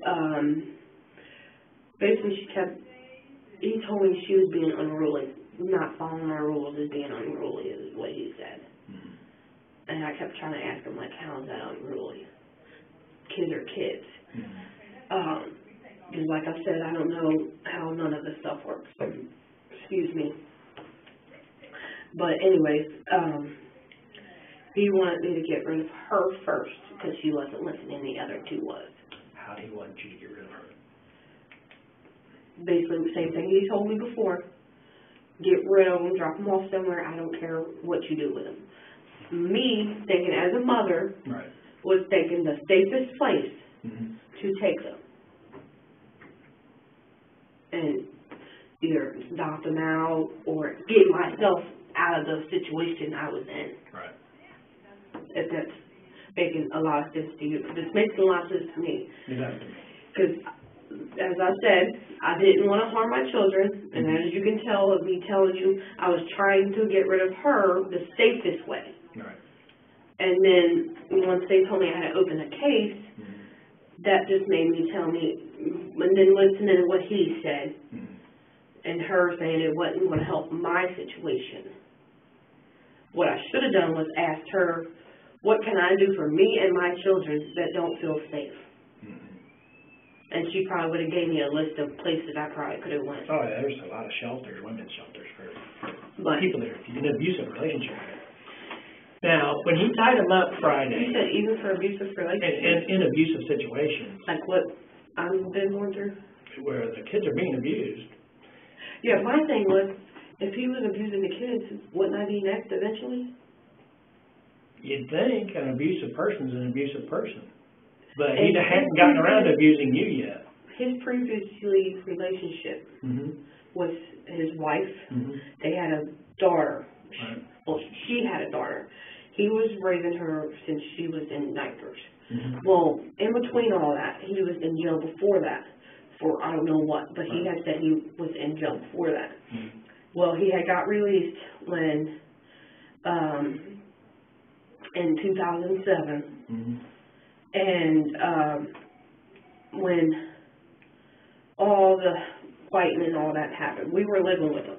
Me and James's dad, Right. which I don't know if they told you, Louis Hutchinson. I don't think so. If they did, I've forgotten. Well, they told me not to tell him. Well, them, You guys. Okay, I do remember. You gave James's dad's information. For some reason, James wanted that to be a secret. Well, he wanted to be. I was like, why can't I just tell him who his dad is? So you were living with James's dad for a little bit? We were back and forth. We were homeless. Right. So we were going from family to family, basically jumping around, trying to find the safest spot for us and our children. Right. Well, he had real bad seizures, Louis. And he refused for a while not to take his medicine. Well, I had to sit down with him and have a talk. Like, if you want to be around for your son's life and the other two that you raised as your own, then don't you think you should take your medicine to be around for them? Right. And he was like, yeah, sure, you make sense. And he started taking it back. So, because without him taking them, his seizures was getting worse and worse and worse. Because they said it was caused from stress and all that. Right. But they had gotten in arguments previously before that.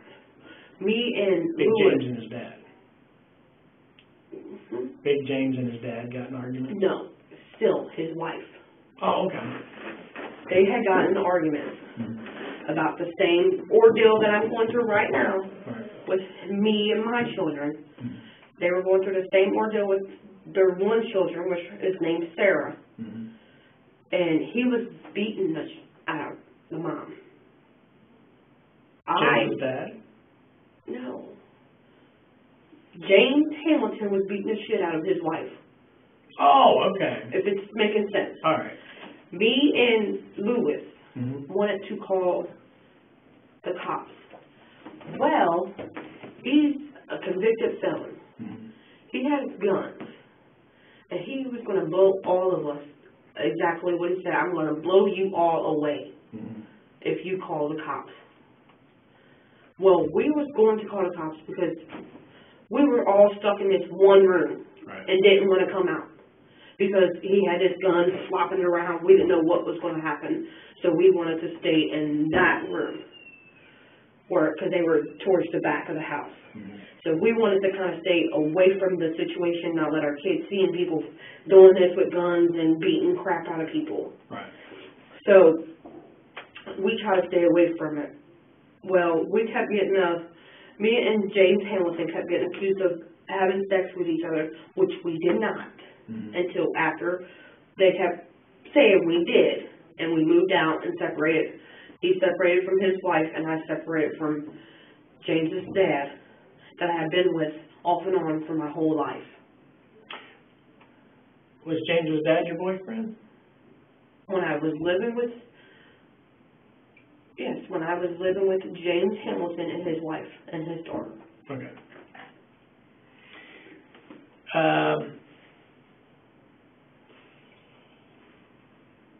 I know you're probably confused like you were telling me your whole life story. Yeah. I had a question about something.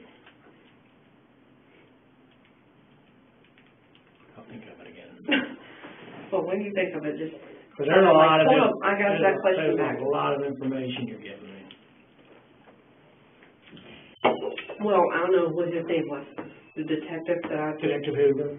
Yes, he told me any information will help my situation. And tell the truth about the whole situation. Right.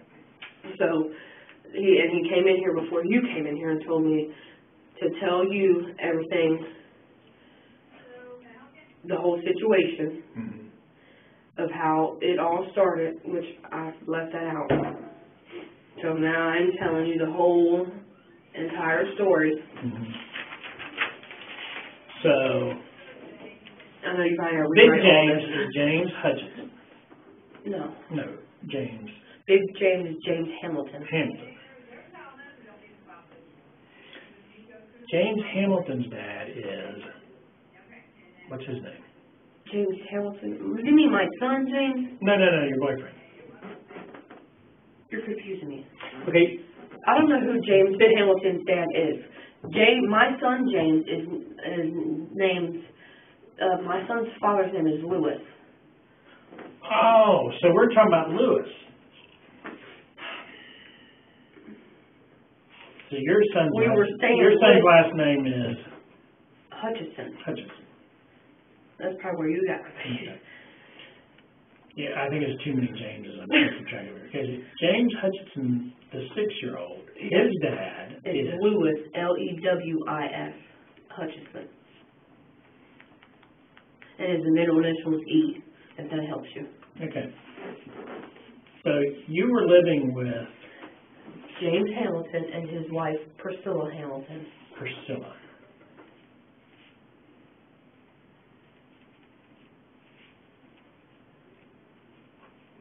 You were all living together for a period of time? And plus my 2 other children and her kid. Her kid. Where was this going on at? 1229 Woodside Boulevard. 1229 Woodside Boulevard.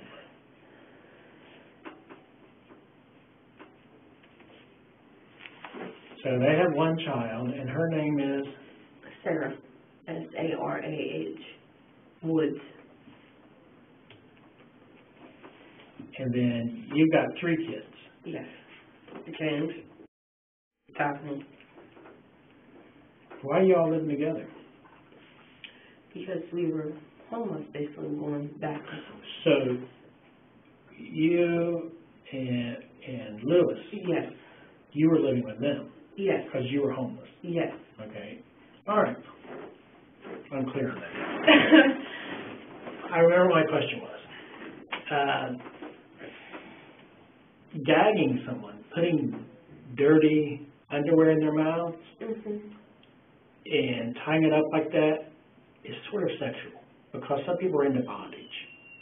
And it's not like he took a washcloth that's not attached to your genitalia ever and put it in their mouth. If he just wanted them to be quiet, he put like a washcloth, a shirt, I went to go get him a washcloth. But putting dirty underwear in their mouth, he insisted on the it's underwear. kind of sexual.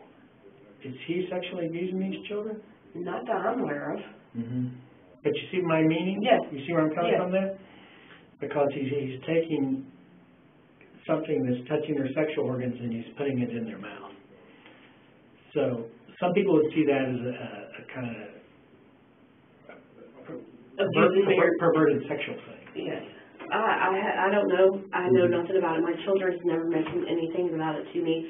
Maybe he said something to them not to mention it to me. Because as I was saying before, his previous relationship, he was threatening to kill all of us. And before that happened, because we were trying to help Priscilla get out of the situation she was in with him. But I'm going back to the dirty underwear thing. Because it wasn't even clean underwear. For some reason, it's dirty underwear. Yes. He made me get him out the dirty underwear. See, that's sexual. Do you think he was doing anything sexual to him? Is there any clues that he was? Any clues that he was? Clues? I mean, did he talk about, I'd like the kids to join us in our sex act? No. He wanted them to watch. He wanted to see them naked, anything like that?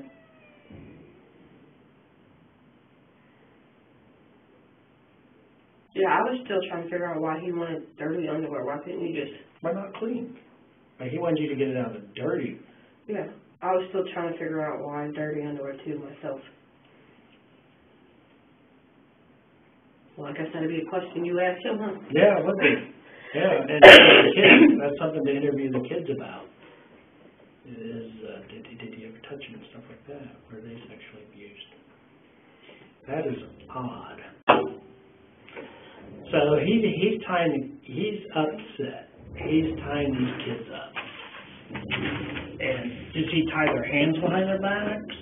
He ties their hands in their feet, like they're laying on their stomach and they're like this. Are they like hog ties? Well, like, yeah.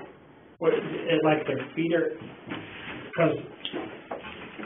Well, their hands are like this, and he does the feet, bends the feet back. Is it like that? Like this is their face, this is their arms, and yes, their feet? Yes. Oh my gosh.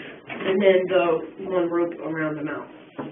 With dirty underwear? Yes. And he made you get the underwear? Yes. Did you hold them down while he tied them up? Nope. So they're laying in the closet hog-tied. I sat there with smoking a cigarette saying, you don't need to do this.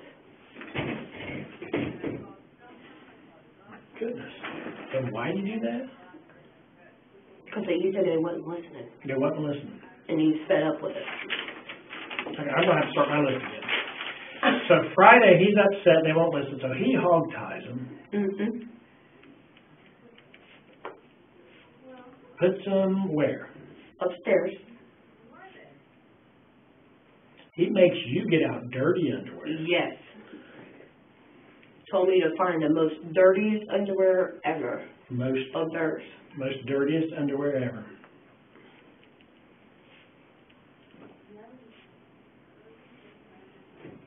See, now I feel better about telling you guys. Mm-hmm.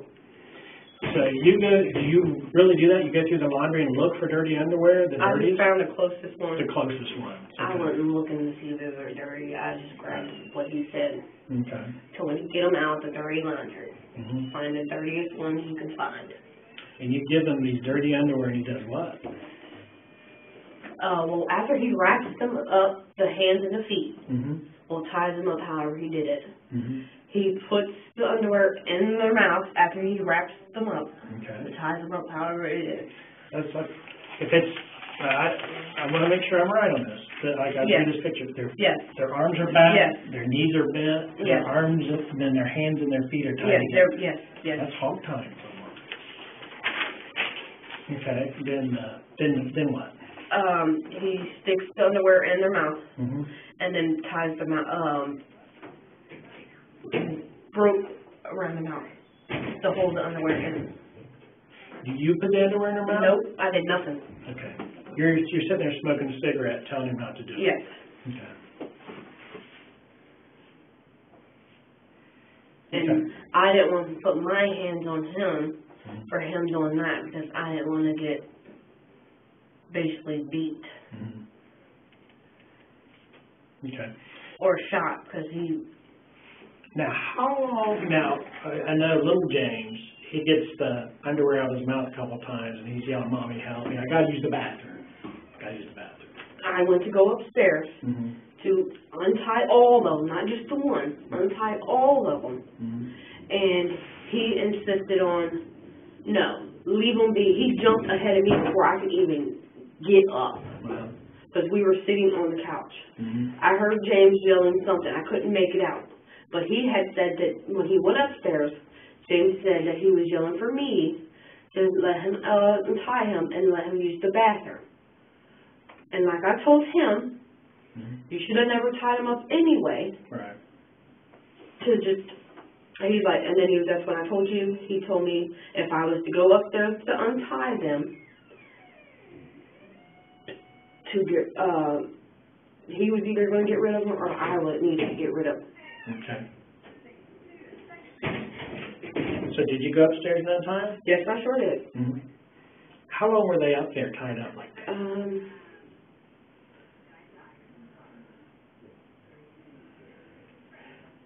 Well, it was long enough to where their hands were purple and numb. Okay. Purple and numb.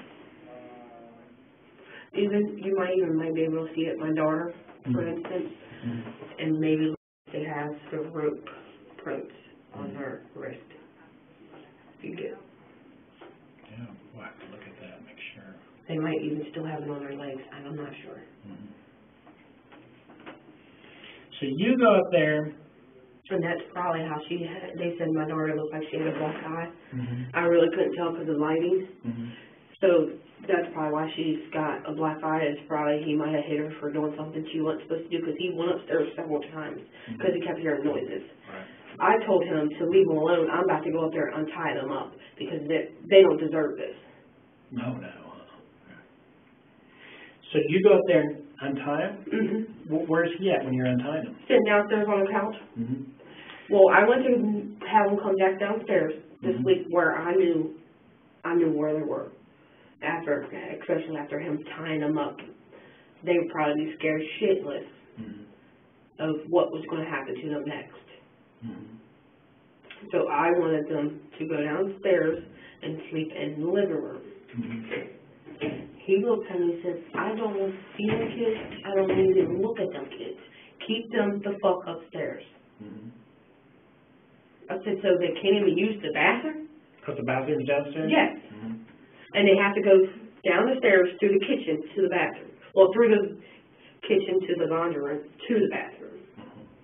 Mm-hmm. And he would see them going from the living room's right there at the kitchen. So the couch is on this wall. Right. He would see them walking to the bathroom. Okay. So you untied him. They came downstairs. He said, no, he doesn't even want to see him. Then what happens?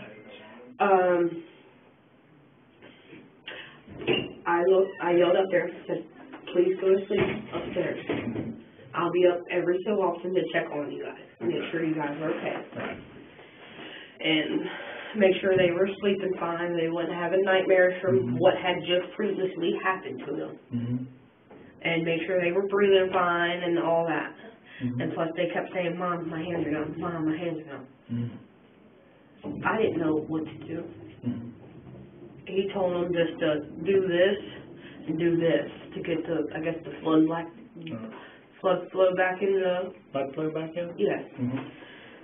Because, like I said, when I got two of them, because I insisted on going upstairs prior to that to untie them, and they looked at him and said, I don't care what you want, I am untying my children. Right. And when I went to get them, their hands were purple. And they had socks on and shoes. I couldn't even imagine what their feet looked like. Okay. I'm sure their feet probably was the same way. What were they wearing? Night clothes. Night clothes. Get ready. They did have clothes on?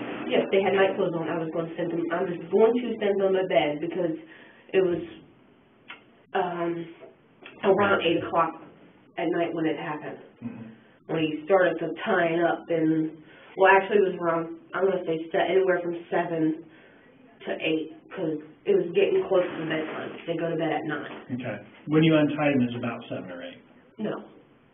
When he started tying them up. Oh, okay. When you untied him, about what time was it? Almost bedtime. Which is? 9 o'clock. 9 o'clock. So they lay there for 1 or 2 hours? Yeah. Okay. Okay, so you untie them at 9 o'clock, bring them downstairs, tell them to put them back upstairs. They complain their hands are numb. You said squeeze your wrist, move your wrist around, squeeze your hands, stuff like that. Get circulation going again. Then what happens?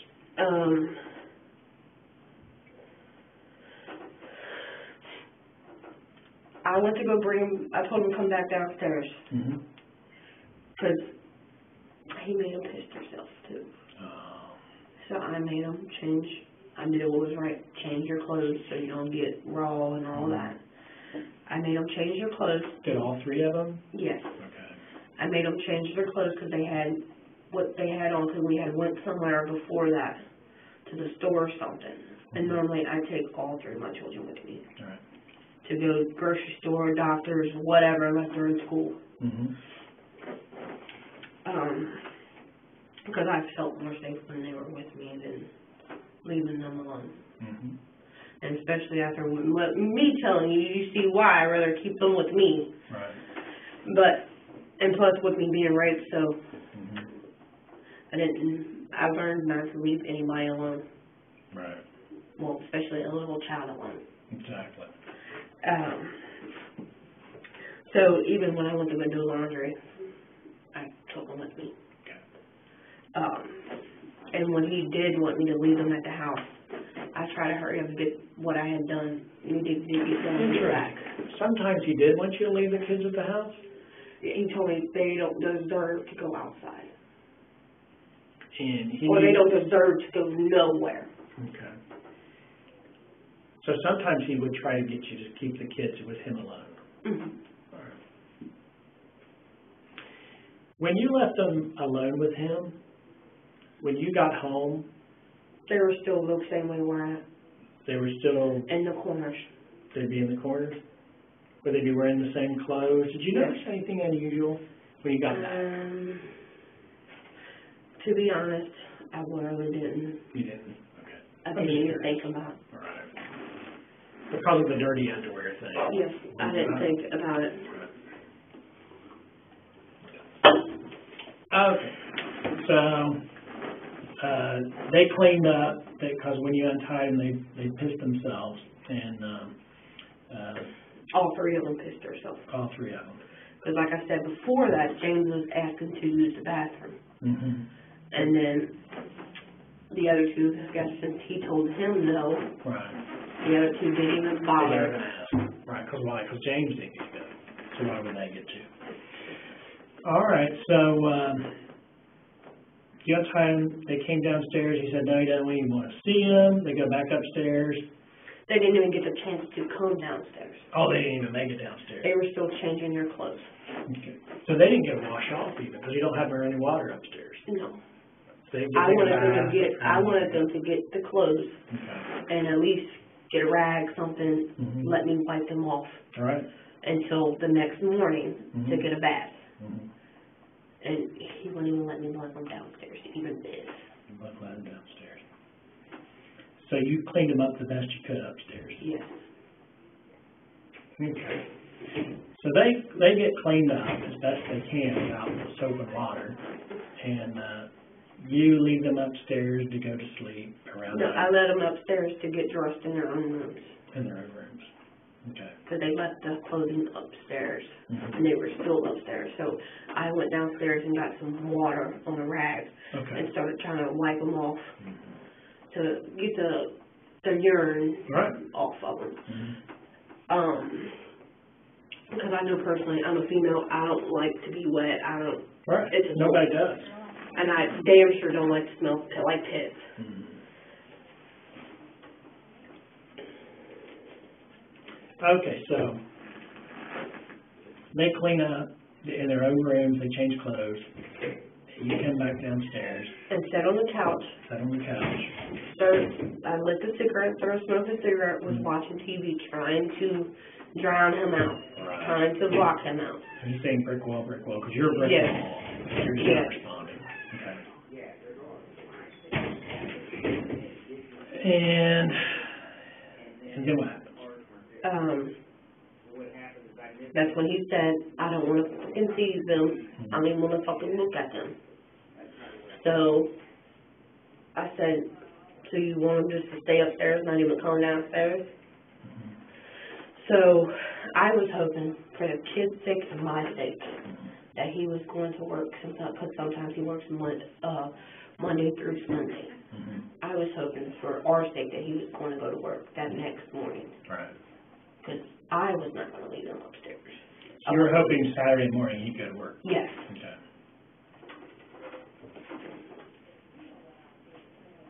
Okay. And that's what I'm like, and I like that. You were hoping that, because how do you kind of figure out what's going on in your mind? And how can you share stuff like that? So you were hoping he'd go to work Saturday morning. Because he had said prior to that he was going to go to work, he couldn't stand being here, he hated every last one of us. Mm-hmm. Okay, then what happened? And he said that he didn't feel wanted, he don't feel loved, just started going on rambling a bunch of crap. Mm-hmm. Like I said, I was trying to block him out trying not to listen to it. I He told just him, hog-tied 3 kids in that upstairs. Why would he feel wanted and loved? You know, isn't that weird? anyways, where was we at? You were downstairs smoking a cigarette, trying to block him out. He said he broke wall. He says he doesn't feel wanted or loved. By none of us. By none of you. I'm guessing because he started feeling like the love was fading. Right. Cause, yeah, I just started changing myself, like distancing and all. And we literally went like 2 weeks no sex. So, what does that tell you? Right, it does sound something. I was trying to distance myself from him. Right. And he kept saying that he was distancing himself from him. From me, but Who would normally initiate sex? Who would normally Initiate sex. Well, I would only do it when I wanted it. When he wanted it, I didn't say no, nothing. Had he tried in those 2 weeks? No. He hadn't tried? No, because he was sick. I wasn't. Oh, he was sick. Yeah, because I wasn't trying to bother him. I mean, you're sick. I'm sick.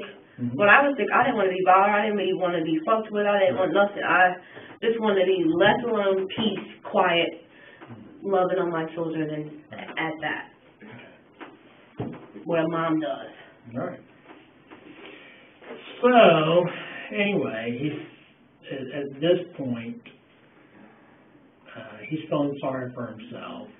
You're not really feeling as romantic as you used to. And is that at the point when he says, if you don't get rid of the kids out? Yes. Okay. Because that's when we started to kept arguing about the kids not listening and me not disciplining them. And me just making them stand in the corner and not beating their asses, exactly. Right. And as you can tell, he was beating their asses. Right. He was hog-tying them. When he was beating James, I swear to you, when that boy died, from his face down was bruised. So you'd hit him in the body? Yes. He had bruises all over him. I felt so bad for that little boy. Gosh. So, you decide it's best for you to get rid of him. Yeah. Okay. So I wouldn't have to keep listening to it. Or, did you guys talk about how you were going to get rid of him? he had talked about getting rid of him prior to that. And if he got rid of him, how was he going to do it? He was talking about rush run. He was talking about rush Yes, run. he wouldn't tell me no details, nothing. So he had been telling you he was going to take him to rush run. Yes. Didn't tell me how, what, nothing.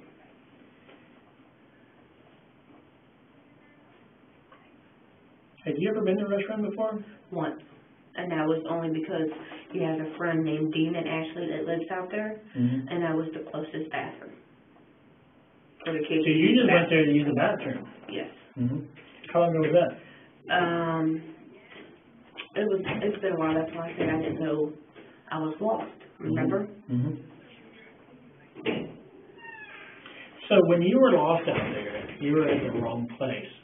I typed in my GPS, Rush Run Park. Was there, the place that you ended up, was there a porta potty there? No. So it was, the reason you wanted to be at the right place was about the porta potty? The kids had to use the bathroom. Okay. While you were out there Rush Run? Yes. Okay. Which kids had to use their bathroom? All of them. But then James wouldn't get out of the car. He was scared, so eventually he was just probably going to pee himself. Okay. But he had to use the bathroom, he just wouldn't get out of the car because he was scared. Why was he scared? I was going to leave him. He was right. Did you tell him you were going to leave him? I told him I had no choice but to leave him. What did you say to them? I'm sorry, but I have no choice but to leave you guys.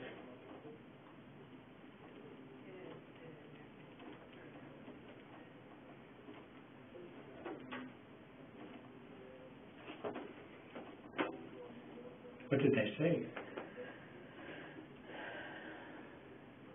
Well, as I said, James said he didn't want to be there. Mm-hmm. The other two really didn't say anything. They asked where was the safest spot for them to go. Because James Hamilton told them they would get eaten by a animal. I don't remember what animal it was. When did he tell them they would be eaten by an animal?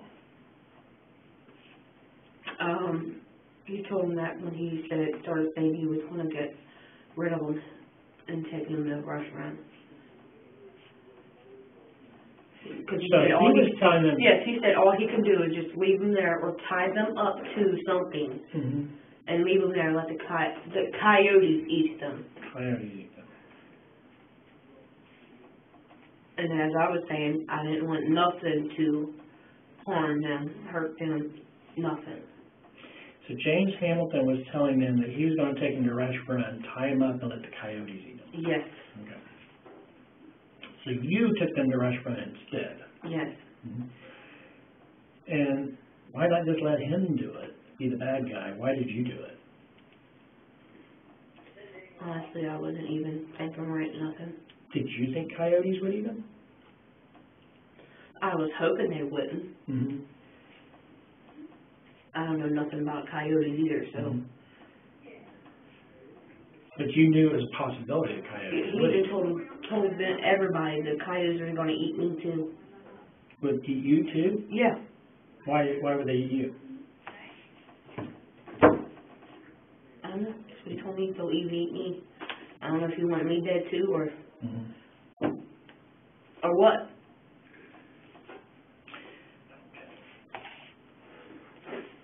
So, we've already been over the story when you dropped him off at Little James, holding on to the car, you dropped him, he fell, hit his head. And that was what happened before that incident. All right. Because really, the big question is, what led up to this? That's what we really want to clarify. So, now, when James told you in the wrong place, it was because you were looking for the porta potty. Yes. All right, that makes sense now. Because in my mind, you were looking for the right place because that's where the boat ramp was and that's where you were going to drown them. Huh? Well, that's what I'm thinking in my head. Because is the boat ramp there where you ended up at the porta potty? Yes, but I wasn't. But you were never going to do that. No. Because in my mind, it's like, why go there? Why go there? Why go there? And that's where I had remembered where the bathroom was at. But it was all about the bathroom. James's plan was to tie him up and let the coyotes eat him. Your plan was to drop him off and hope that the coyotes didn't eat him. Yes, I told them to go in the bathroom and lock themselves in there. You told them to lock yourself in the bathroom? All three of them was? Yes, I told all three of them to go in there. Okay. I even told him to take James with him so I knew he was fine. I wonder why they didn't stay in the bathroom. They walked. They walked a quarter mile and turned around and went back. Because they knew I was going to come back. How did they know? Because I would never take him there, and he has took him there once before without me. Oh, really? Yes. What's that about? Them not listening, and me letting them, he said, me letting them do whatever they want to do. Because as I was saying, I don't like to hit them. I don't like leaving marks. I'd rather just make them stand in the corner to make them know that they can't do that. So James had taken them to a restaurant before without you. Yes. What did he do when he took them there? How long ago was that? He's done...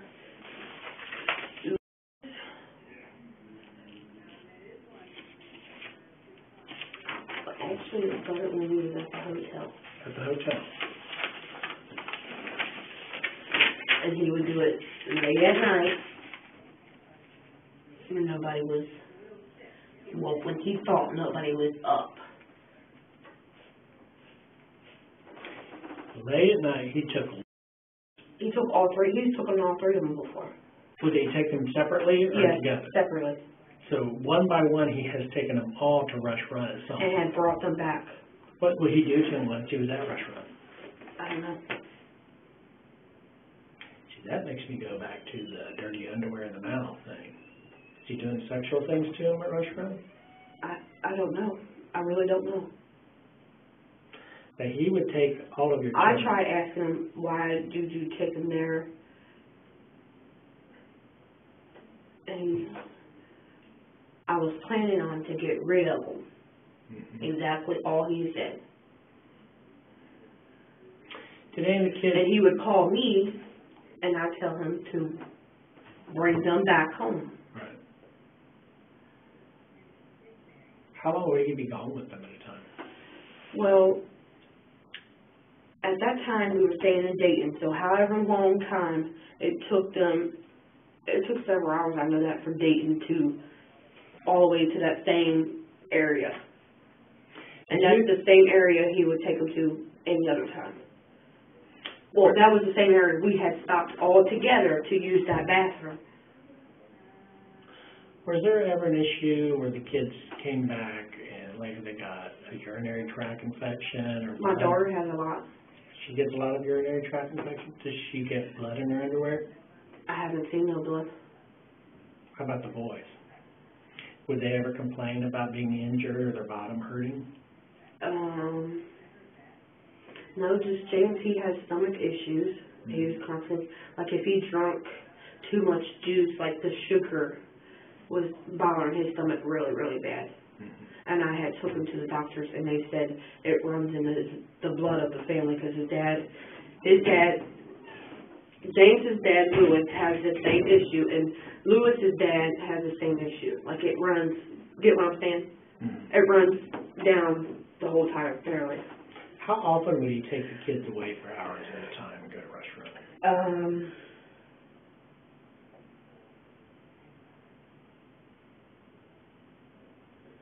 I'm going to say several times. Several times each? Yes. I know for a fact he's taken 2 times. Mm-hmm. I believe he took actually all 3 of them 2 times. 2 times each? And he'd be gone 2 different times, yes. And it'd just be them? Yes. Them alone? Yes. All right. Would you take any of them to, like you said, the little girls get urinary tract infection? Did you take them to the hospital? Or when she kept saying it hurts down there. Mm-hmm. I did take her to the hospital. They told me she had yeast infection. Mm-hmm. At that time, like I said, I didn't think any of raping, none of that. They said she had yeast infection, something else. But recently she just started that back. Mm-hmm. She started that when I was with Lewis. But that was because she wasn't wiping, and that's exactly what they told me. She wasn't wiping herself. Mm-hmm. So that, because I thought, like, I asked them literally, how do you get yeast infection? Because I never had it. Right. And they was like, not properly washing your body, not properly wiping yourself. So then I was like, well, I showed her how to get a bath, right, like, if she needs it, because she's got that age where she's got to learn somehow, right, to do it on her own. Mm-hmm. And how old is she? Going on 10. Right. Because, I mean, she knows how to fold her laundry, mm-hmm, fold her blankets. Oh, yeah. So I figured she's going to have to learn how to do that one time, and sooner or later. When was the last time she had an issue? Just recently. How recently? You can ask her now. She'll probably tell you it's just... Just now? Yeah. Yeah, okay. And honestly, I ain't putting up nothing about it. And I told him I was going to take him to the hospital, and he said no. Oh, he didn't want you to take him to the hospital. Now that makes sense, huh? Mm-hmm. Yep. Okay. So, you had... And I hate for my little girl to go to the hospital and go through all that testing ordeal. Because she's never, ever been through that ever. Mm-hmm. Now, I know that can be an experience. Hopefully she hasn't gone through a worse experience with Big James. So he says, you get rid of them or I will, you take them out there. And once again, you were hoping the coyotes wouldn't get them. Now, did you and James, he knew where you were taking them. There was going to be a bathroom there. Now, when you were leaving and he told you to go back and get them, why did he tell you to go back and get them? Because, like I told you, I wasn't doing nothing right. Mm-hmm. Basically, because I wasn't going to do whatever he had planned for them. I don't know what he had planned for them, but my intention was not to harm them in any way. Mm-hmm. My intention was to make sure they were in that bathroom, and when I left there, I knew they were in that bathroom. Right. But little James wasn't. Yes. He was on the asphalt. And the other two was trying their best mm-hmm. to get James in the bathroom with them. How do you know they were trying their best to get him? Because they kept saying, doing this, saying, Bubby, come on. You saw him doing that? Yes. So you saw him laying on the ground when you left? No, I set him on the ground. Right. He stood up trying mm-hmm. to get back in the van. Right. And before I got back in the van, I told them to get your brother and get him in the bathroom with you guys. Okay. Is it making sense now? And then they were saying, come on, Bubba, come yes, on. I see him going out grabbing his arm, trying to get him in the bathroom. But my big question is going to be, everything you've told me today, have you intentionally left anything out? Nope.